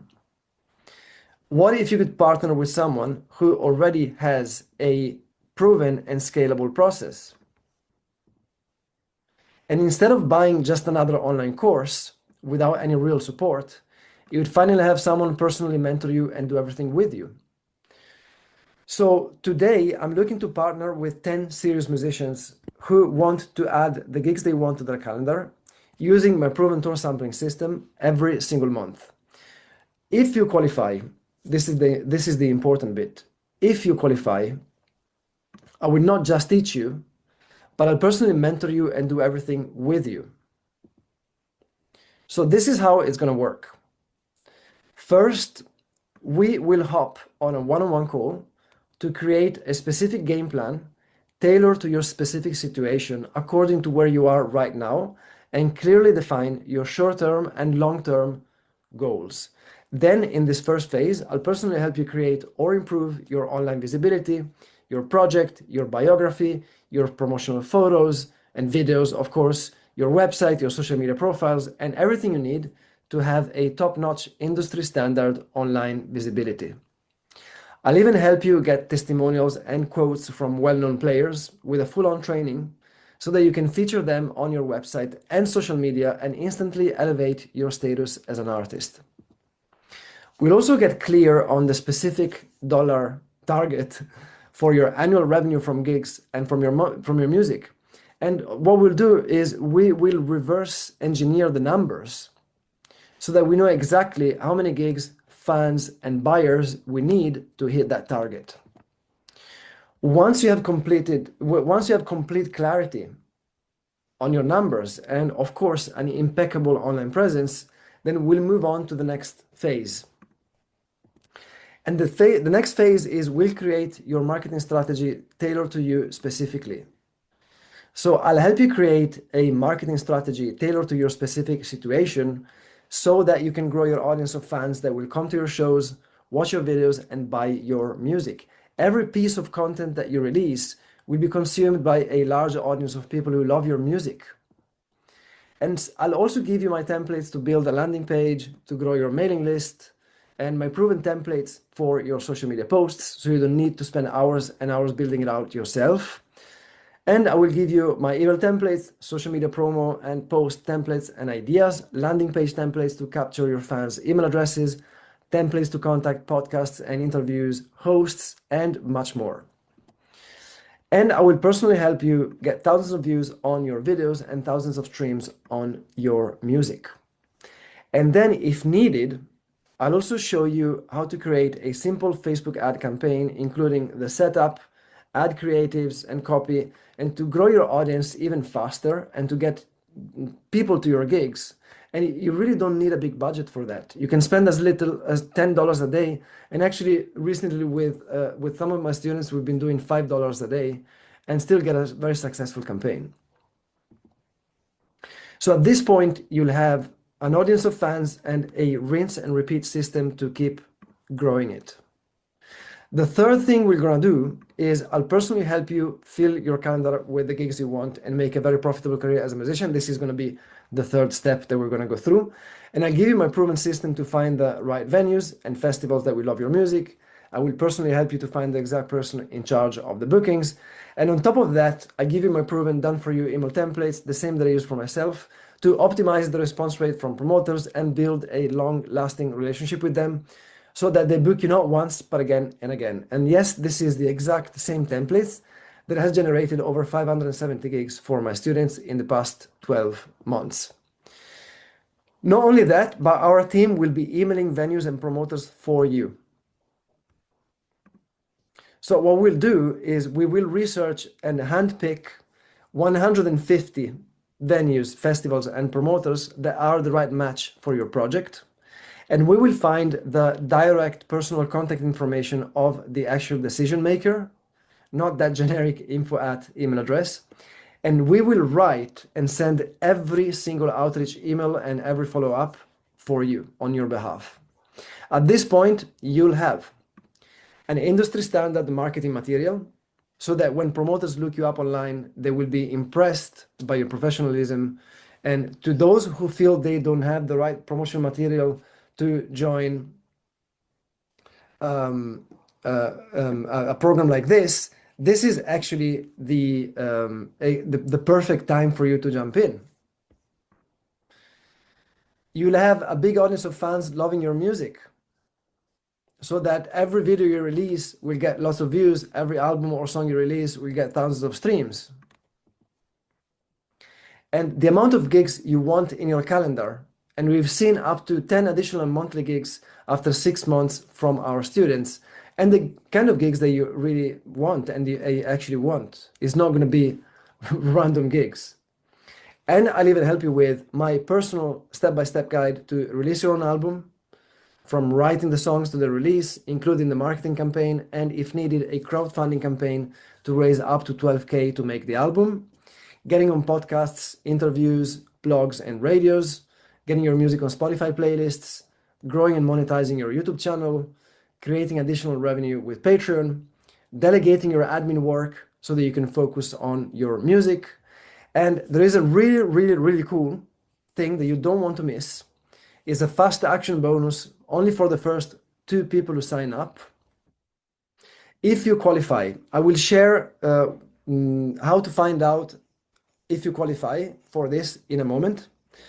And if you do qualify, for the first 2 people who actually sign up for this, there is a fast action bonus, which is something amazing. It's really, really cool.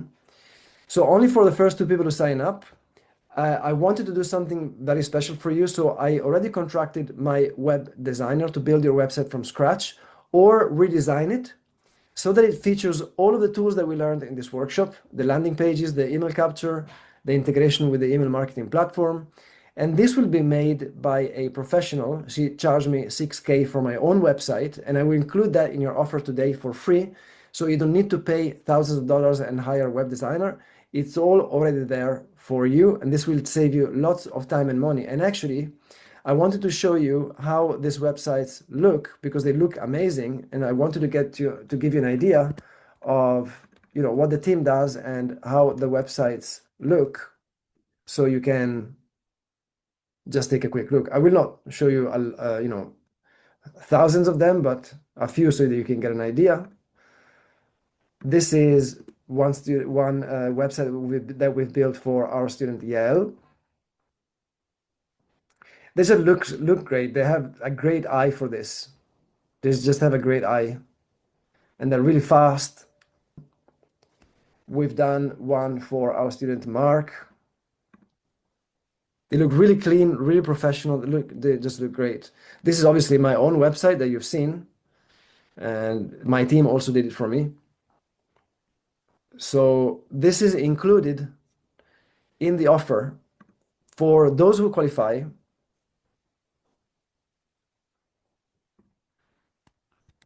And those who and the first 2 people who sign up.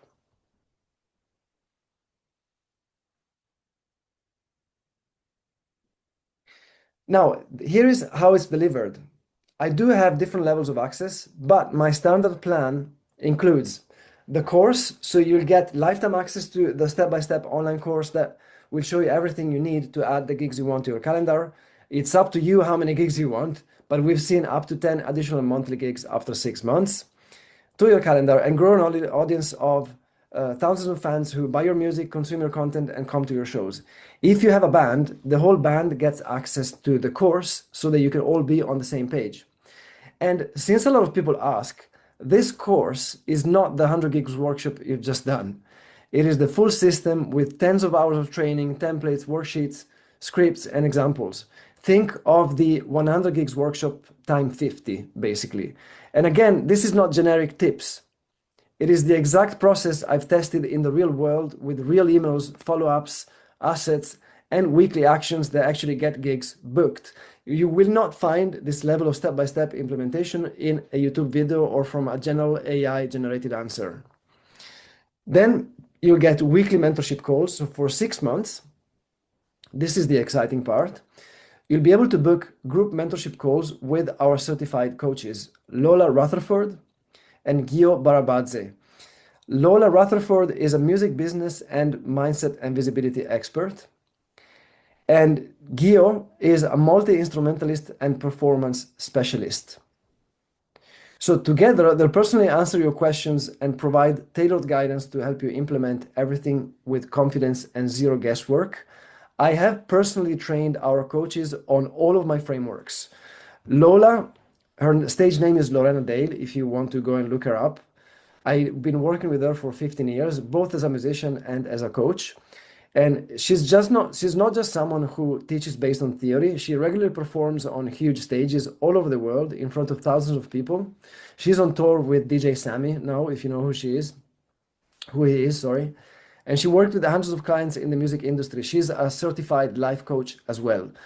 Alongside her is Gio. He's a world-class talent from Tbilisi, Georgia. Georgia, the country, not the state in the US. And he moved to the States after the Soviet collapse when he was a kid. So he's, basically American, and he trained in classical piano and oboe. Gio moved to the US after the Soviet collapse, mastering instruments like the accordion, harmonica, and guitar. He's based in Denver, Colorado. He makes a killing with live music. He's the coach I was telling you that just closed his first 5K deal as a musician. And he was praised as two guitarists at once. He was actually even discovered by the DJ Dead Mouse, the producer Dead Mouse. And as a creative coach, Gio inspires students with his out-of-the-box, innovative business advice, helping artists thrive in the modern age. These sessions are as long as they need to be, and they are invaluable since you also get to learn from the journey of everybody else and all the other students. Remember, environment is stronger than willpower. We have guest master classes, so we regularly invite professionals from the music industry to give master classes. So these sessions offer you a unique opportunity to, of course, gain insight, knowledge, and inspiration directly from experts who have made significant strides in their career as musicians. So through these master classes, will not only expand your musical horizons, but you'll also forge valuable connections with industry insiders.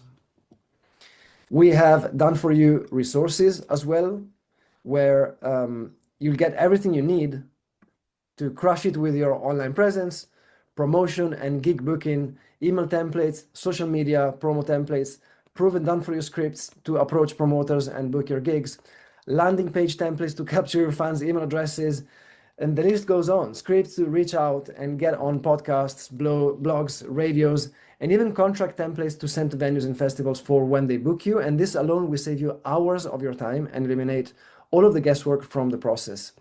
Of course, web designer services for the first two people who qualify and signed up. I'll tell you how you qualify in a moment.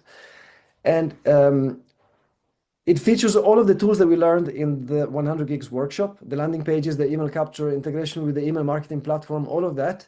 And it will be made by that professional. She charged me 6K for mine. As you know, you've seen some example. They look amazing. And it will save you so much time and money, honestly. And, it's for the first two people to sign up. You get unlimited coaching support, aside from already having access to the course, the weekly mentorship calls, done for your resources and private community. You'll also have unlimited one-on-one support for 6 months through a chat in WhatsApp. And you can send us a text voice message anytime, and it's truly unlimited if you need any support, feedback, or help with anything. We get mindset and stage presence workshops. These are run by our mindset coach, Lola, and empower you with the mental resilience and confidence needed to navigate the competitive music industry. By fostering a growth mindset, you get to learn to embrace challenges, adapt to setbacks, and consistently improve your skills. Simultaneously, stage presence coaching equips you with the tools to connect with your audience, convey your unique artistic identity, and deliver unforgettable live performances. The combination of these workshops helps you not only master your craft, but also excel in the spotlight, setting you on a path to an extremely successful career in the world of live music. And delegation, we have delegation module, go back to making music. What we musicians really want to do is making music. And so The more you do what you love, your energy levels will rise and your career as an artist will grow. In this module, you learn how to delegate the admin stuff you don't like so that you can go back to making more music. We'll identify what's draining your time, understand how your mindset needs to change, and get familiar with the buyback loop and the 5 most common time assassins. Like that, after the 6 months in the program, you learn how to delegate the admin work that you don't enjoy so that you can go back to playing more music. And community environment is stronger than willpower. So you'll get access to a private community exclusive to the students of the program, where you can also ask questions and post your material for review. So you can get feedback and support even outside of the mentorship calls. And on top of that, you'll be in a supportive environment of like-minded musicians on the same path as you. You also get our own AI tools. We are working on some super exciting AI tools that are going to make life a lot easier for musicians. We're talking about automating things like copywriting, content creation for social media, venue research, email outreach. We're building actually the first ever AI-powered gig finder inside the platform with an amazing developer, basically doing in seconds what used to take hours. And the first tool is already live inside the student dashboard. It's an AI assistant trained only on our course material. Now, this is not like getting a ChatGPT subscription. ChatGPT will pull random stuff from the whole internet. This one, what we're building, is only trained on my materials. All the live calls I've ever done, all the recordings, all of my coaching, thousands of hours maybe, definitely hundreds of hours of all of my stuff, my content, what I teach, my templates, everything. We uploaded my brain on it, basically. So when you ask it a question, they call it my AI clone inside the program. It will basically answer based on what we actually teach. No, it's not gonna be a random advice. And that's just the beginning. We're also running out some more tools to help you out. And already live, we have an AI-powered biography builder using our template, the exact structure that I showed you with the story and everything. Project tagline generator to find a great tag. We have a gig email generator to find exactly with my templates, with the with or without you energy and with the normal energy.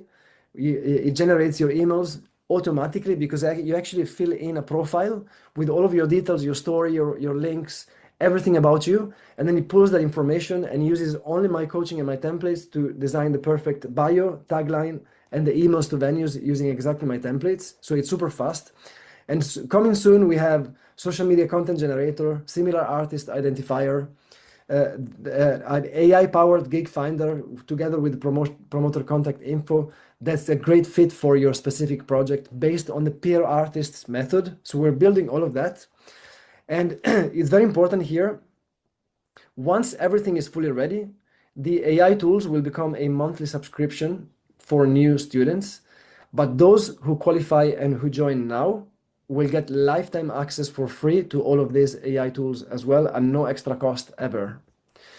And a guarantee, nobody is doing this in terms of guarantee, but I guarantee that if you implement all the program strategies, participate in the coaching calls, execute the content as designed, you'll add at least 20 paying gigs to your calendar within 6 months, or I'll continue working with you at no additional cost until you do. So let's do the math. If you average $300 per gig, which is the bare minimum anyways, but just to be conservative, those 20 gigs mean 6K in earnings. Plus, those 20 gigs are just the beginning, obviously. Many of them are likely to lead to repeat bookings. And you leave the program equipped with a rinse and repeat process to keep filling your calendar with the gigs you want, even long after the program ends. And that's the guarantee for those who join. The catch, obviously, is that since this offer requires a lot of my time, as you can imagine, I cannot work with a lot of students at once. Currently, I have 10 spots for this. So if you're serious about getting started, message me as soon as possible, and you need to qualify given the guarantee. So this is how it's going to work. 3 steps to find out if you qualify. Step 1, message me with the word interested on WhatsApp. Send me a message on WhatsApp with the word interested. I actually have a link for you if you don't have my my WhatsApp chat handy. I'm gonna put in the chat here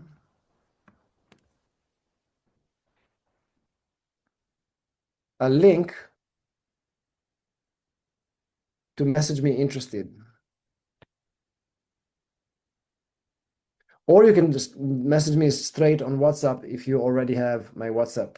But if you take this link here in the chat that I just shared in the chat, it will take you to my WhatsApp. That's step one. So make sure if you're interested to message me now, and we'll take you through the next steps right now, which are basically these. Sorry, back to my slides.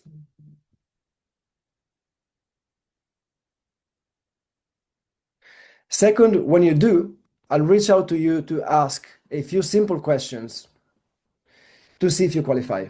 Do not delay answering those questions. Third, if you qualify, I will tell you the details about the investment and about the options that we have, and you can choose whether you want to be part of it or not. Do not delay signing up, as I cannot possibly handle more than 10 more students now, and this will come on a first come on and first serve basis. So again, message me the word interested on WhatsApp. And again, if you need it, this is the link here in the chat.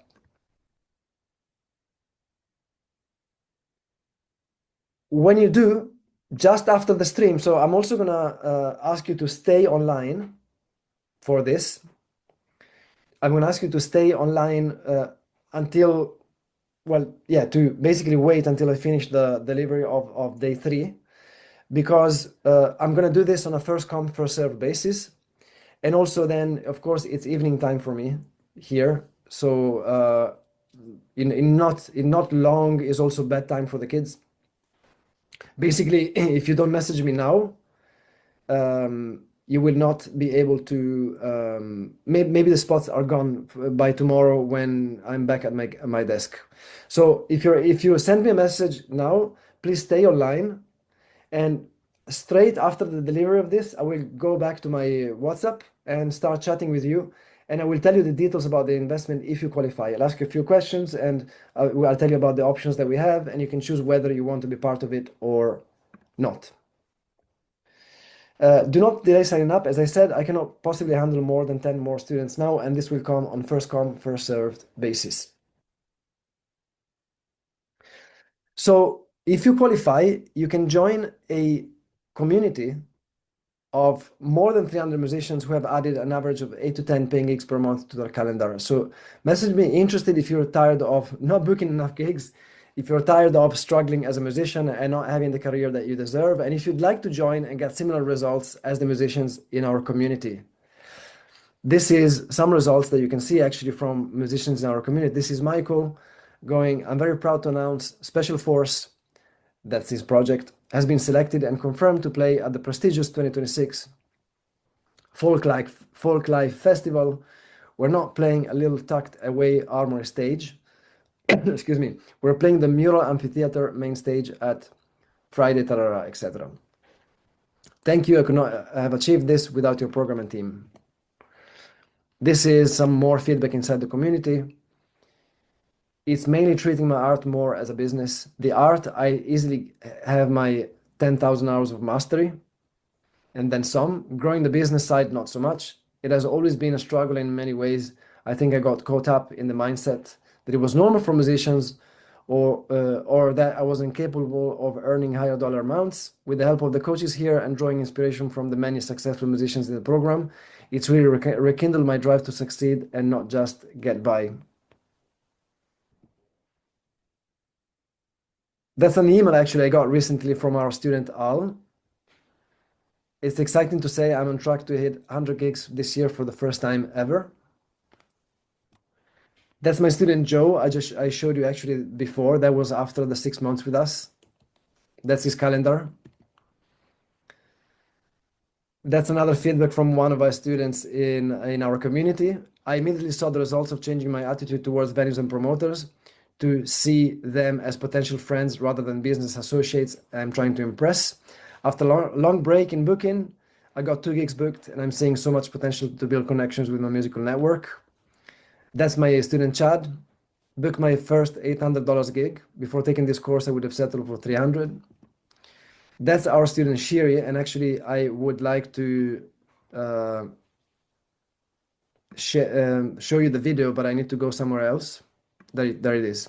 That's our student Shiri.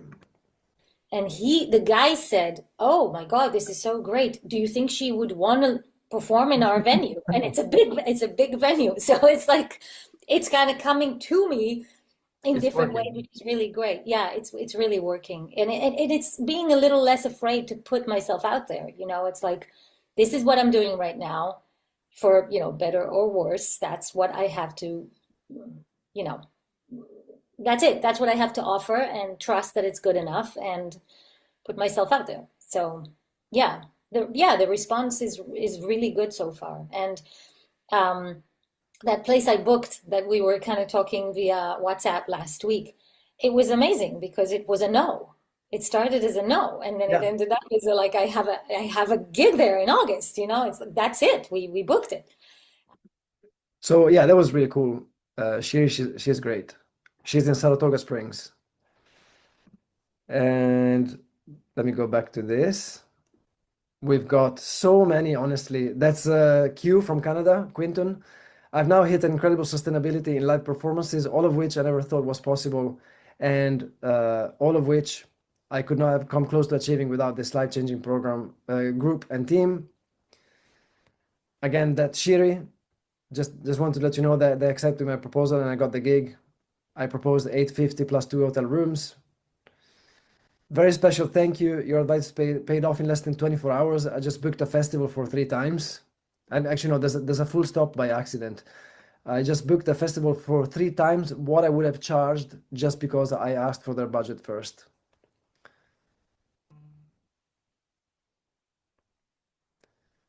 And before we finish, I want to address the most common FAQs that I see from my students here.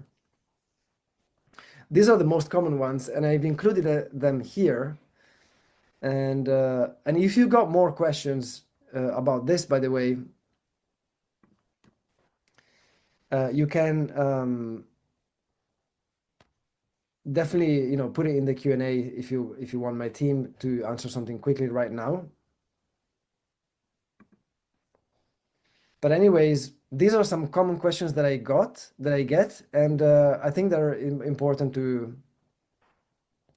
Yeah, I think it's interesting for you to know what they are. And this is probably the biggest one.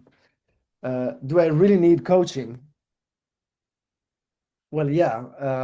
Again, can you name any successful artist or athlete, even, or any successful person without a coach? I dare you. And if you can find one, it's probably going to be, the exception that confirms the rule. Like 99.99% of successful people have a coach. I have about 3 still. I honestly, I currently spend a fortune on my coaching. I have a coach. I pay him $1,000 an hour.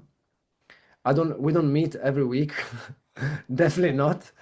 But I when I need to pick his brain, he charges $1,000 an hour, and we've met 3 times in the past 2.5 months. So I always have a coach. I always had one, and again, it's about, do you want to wake up at 80 and wish you kind of did it, but couldn't? So for me, honestly, the best thing you can do is get a coach. To basically get someone who has what you want, who has the life that you want, and copy it. It's literally that. And so I think the whole world needs the coach. I have a coach all the time. When I got my first coach, actually, my first life coach, as I said, it's in me to want coaching. I think it's in my character from the start. It didn't take any convincing, never from my part. But what was difficult was I wasn't able to afford it. I went through some crazy ideas to get the money to pay my coach at the time. It was super tough. I sold half of my gear. I wanted to cry selling some guitars that I was really attached to as well. It was the best thing I've ever done. So the question is not, I realized one thing. The question is not, can I afford it? The question is it important enough to me? Because what I understood later on is that is with anything, it is hardly the can I afford it question. Because look, if you have an emergency, you usually find the money. If your car breaks and you cannot go anywhere without a car, you'll find the money to fix it because it's important enough.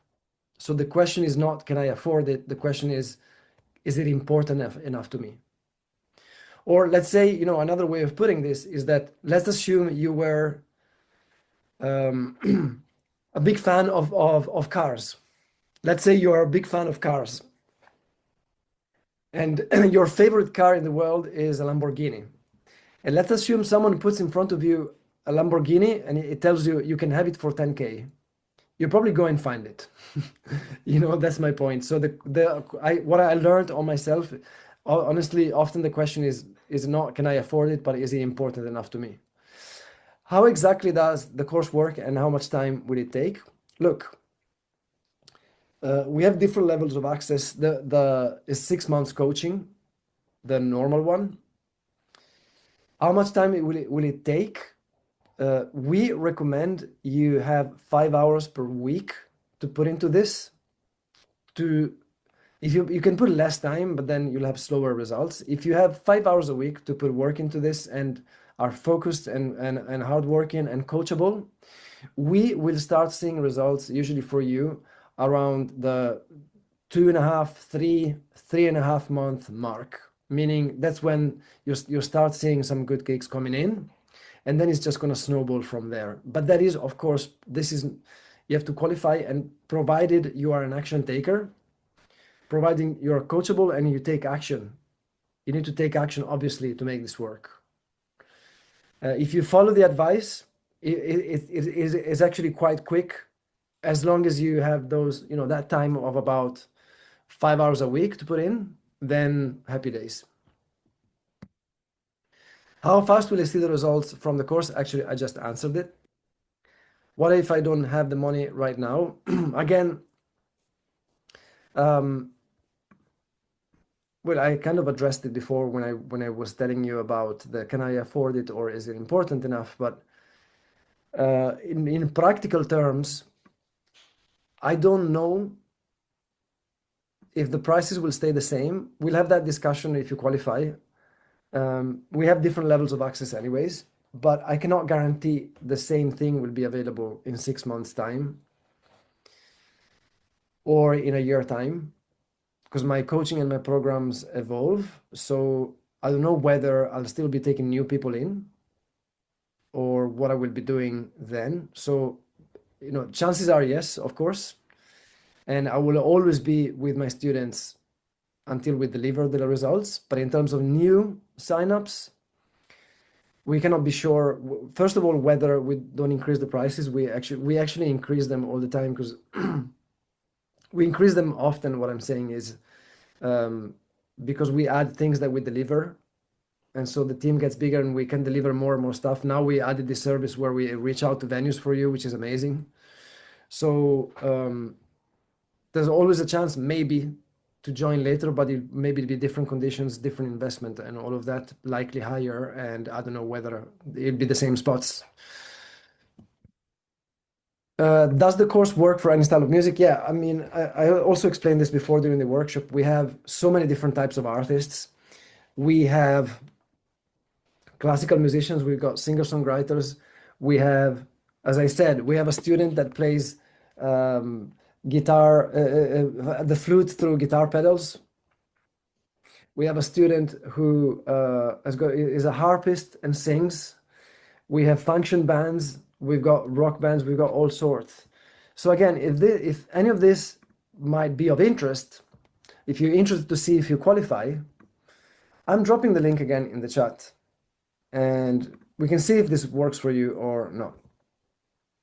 Again, this is the link, the latest one I put in the chat. I already get some gigs and do some of the things you taught in this workshop. Is this course right for me? Well, actually, even more so, because then you can get results before the 3 or 4 month mark. You can get the bigger stuff earlier. So definitely, big time. If you already have some traction, this will even, you'll get results even faster. I don't play any original music and I play only covers. Will this work for me? Yes, as we talked about it, it's if you're a cover artist, then this works. We always adapt the strategy to you and to the gigs you want.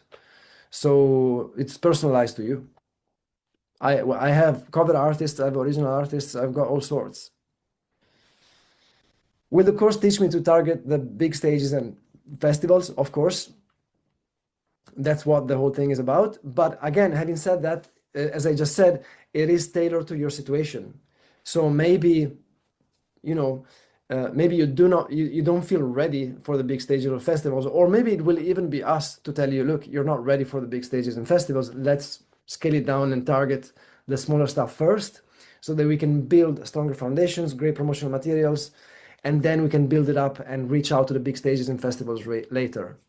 But if those are the gigs that you want and you're ready for it, then absolutely.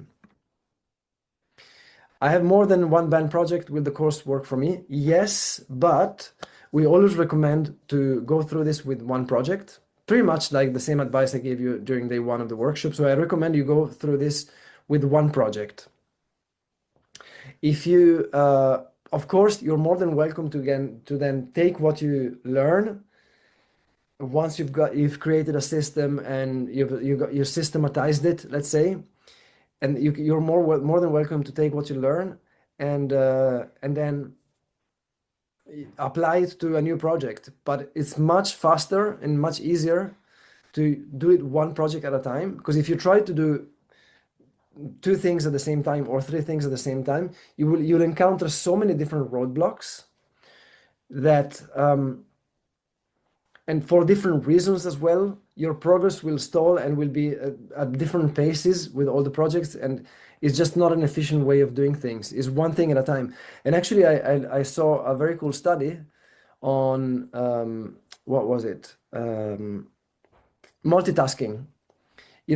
People praise multitasking as a skill, but actually, when you think about it, multitasking is the worst thing you can do. And they said, if you try and say all the numbers from 1 to 24, and so you can just do it quickly, 1, 2, 3, 4, 5 until 24, and now say all the letters of the alphabet. You can do it quickly, but try to stagger the actions where you say one number, one letter, one number, one letter, one number, one letter, multitasking. It actually take more than twice the time. It take 3 or 4 times the time, because you're focusing on 2 tasks at the same time. So that's the idea. I recommend you do it with one project. I don't feel comfortable promoting and marketing myself. Is this course right for me? Yes. Well, the idea is that we'll make it an ethical thing, we'll make it a sustainable thing, and we'll make it a fun thing so that you can market yourself in a sustainable way and be an artist in your own marketing. So it becomes fun. And then actually the marketing thing here is quite minimal. Meaning, well, minimal in a way, it's all aimed at the gigs that you really want. We reverse engineer what type of marketing you need to do. And it's definitely not about posting on social media 8 times a day or doing silly dances on TikTok, So if you're not comfortable promoting and marketing yourself, this is indeed a good fit. What if I'm not tech savvy? Will I be able to implement the strategy in this course? Yes, we have a great team behind you, so you can we support you even in the tech issues and things that you're not tech savvy about. Having said that, there's nothing crazy tech-wise. There's definitely nothing crazy about this tech-wise. So, but even if you're like zero tech savvy, we have a team behind your back all the time that helps you out. So you will be able to implement the strategies in the course. What if I don't have a website or promotion materials ready? That's actually a great time to join because we will help you build them. And if you get the website bonus, we actually build it for you. And by the way, those of you who have messaged me interested on WhatsApp, there's a lot of you, stay online because straight after this, I will come and chat to you in the chat. And all of this will be on a first come, first served basis. And so make sure just make sure you stay online and I'll message you definitely for sure after this.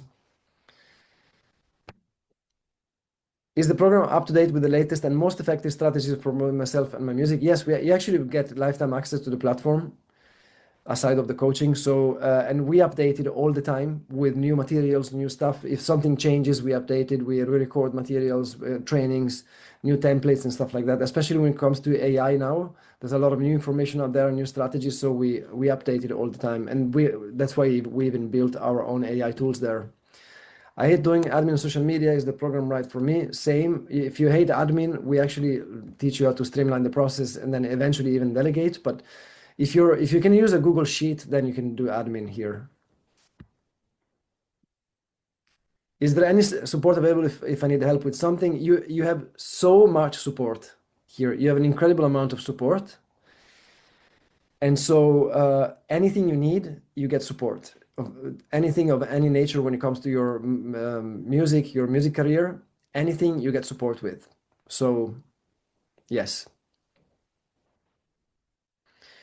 Who exactly is the program for and who is it not for? Look, it is for you if you are coachable, if you are serious about putting the work in, if you're an action taker, if you are a musician who is tired of getting low-level gigs and low-level work and wants to get the next level in his career and make it a sustainable thing for a long time and create the freedom that you want in your life by doing it, then it's for you as long as you're willing to put in the work. Who is it not for? If you think something happens just because you pay for it without putting the work in it, then this is not for you and you're not someone we would want to work with in the first place.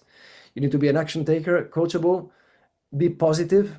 If you're someone who's just complaining all the time and blaming others and blaming politics and society and blaming the rest of the world, then that's probably not for you because it's about taking responsibility for what we have control over. I'm not saying that everything depends on you in life, but we need to be focused on what actions we can take and take responsibility for it. So this is what the program is for. What if I have more questions? You can always message me on WhatsApp and I will reply to you with any questions that you have. Again, if you have any questions, let me put the WhatsApp link here if you want to message me about anything or about the details of the program. Those of you who has messaged me interested in the chat, there's quite a few of you. Right now, I will just after I finish this, I will go and chat to you in the chat. So stay online, make sure you're there.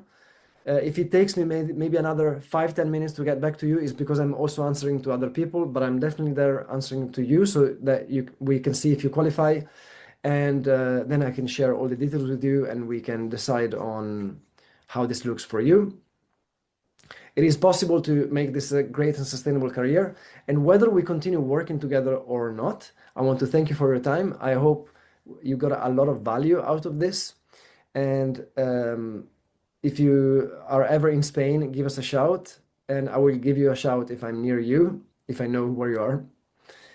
And I hope I can see you at one of your shows or one of my shows. It would be great if you came to see me. It actually happened. It does happen sometimes. Some people that I teach come and see me, which is really awesome.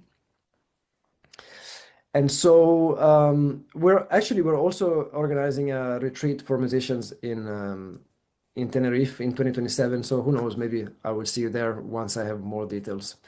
Anyways, thank you for joining. I appreciate you. Thank you for your time.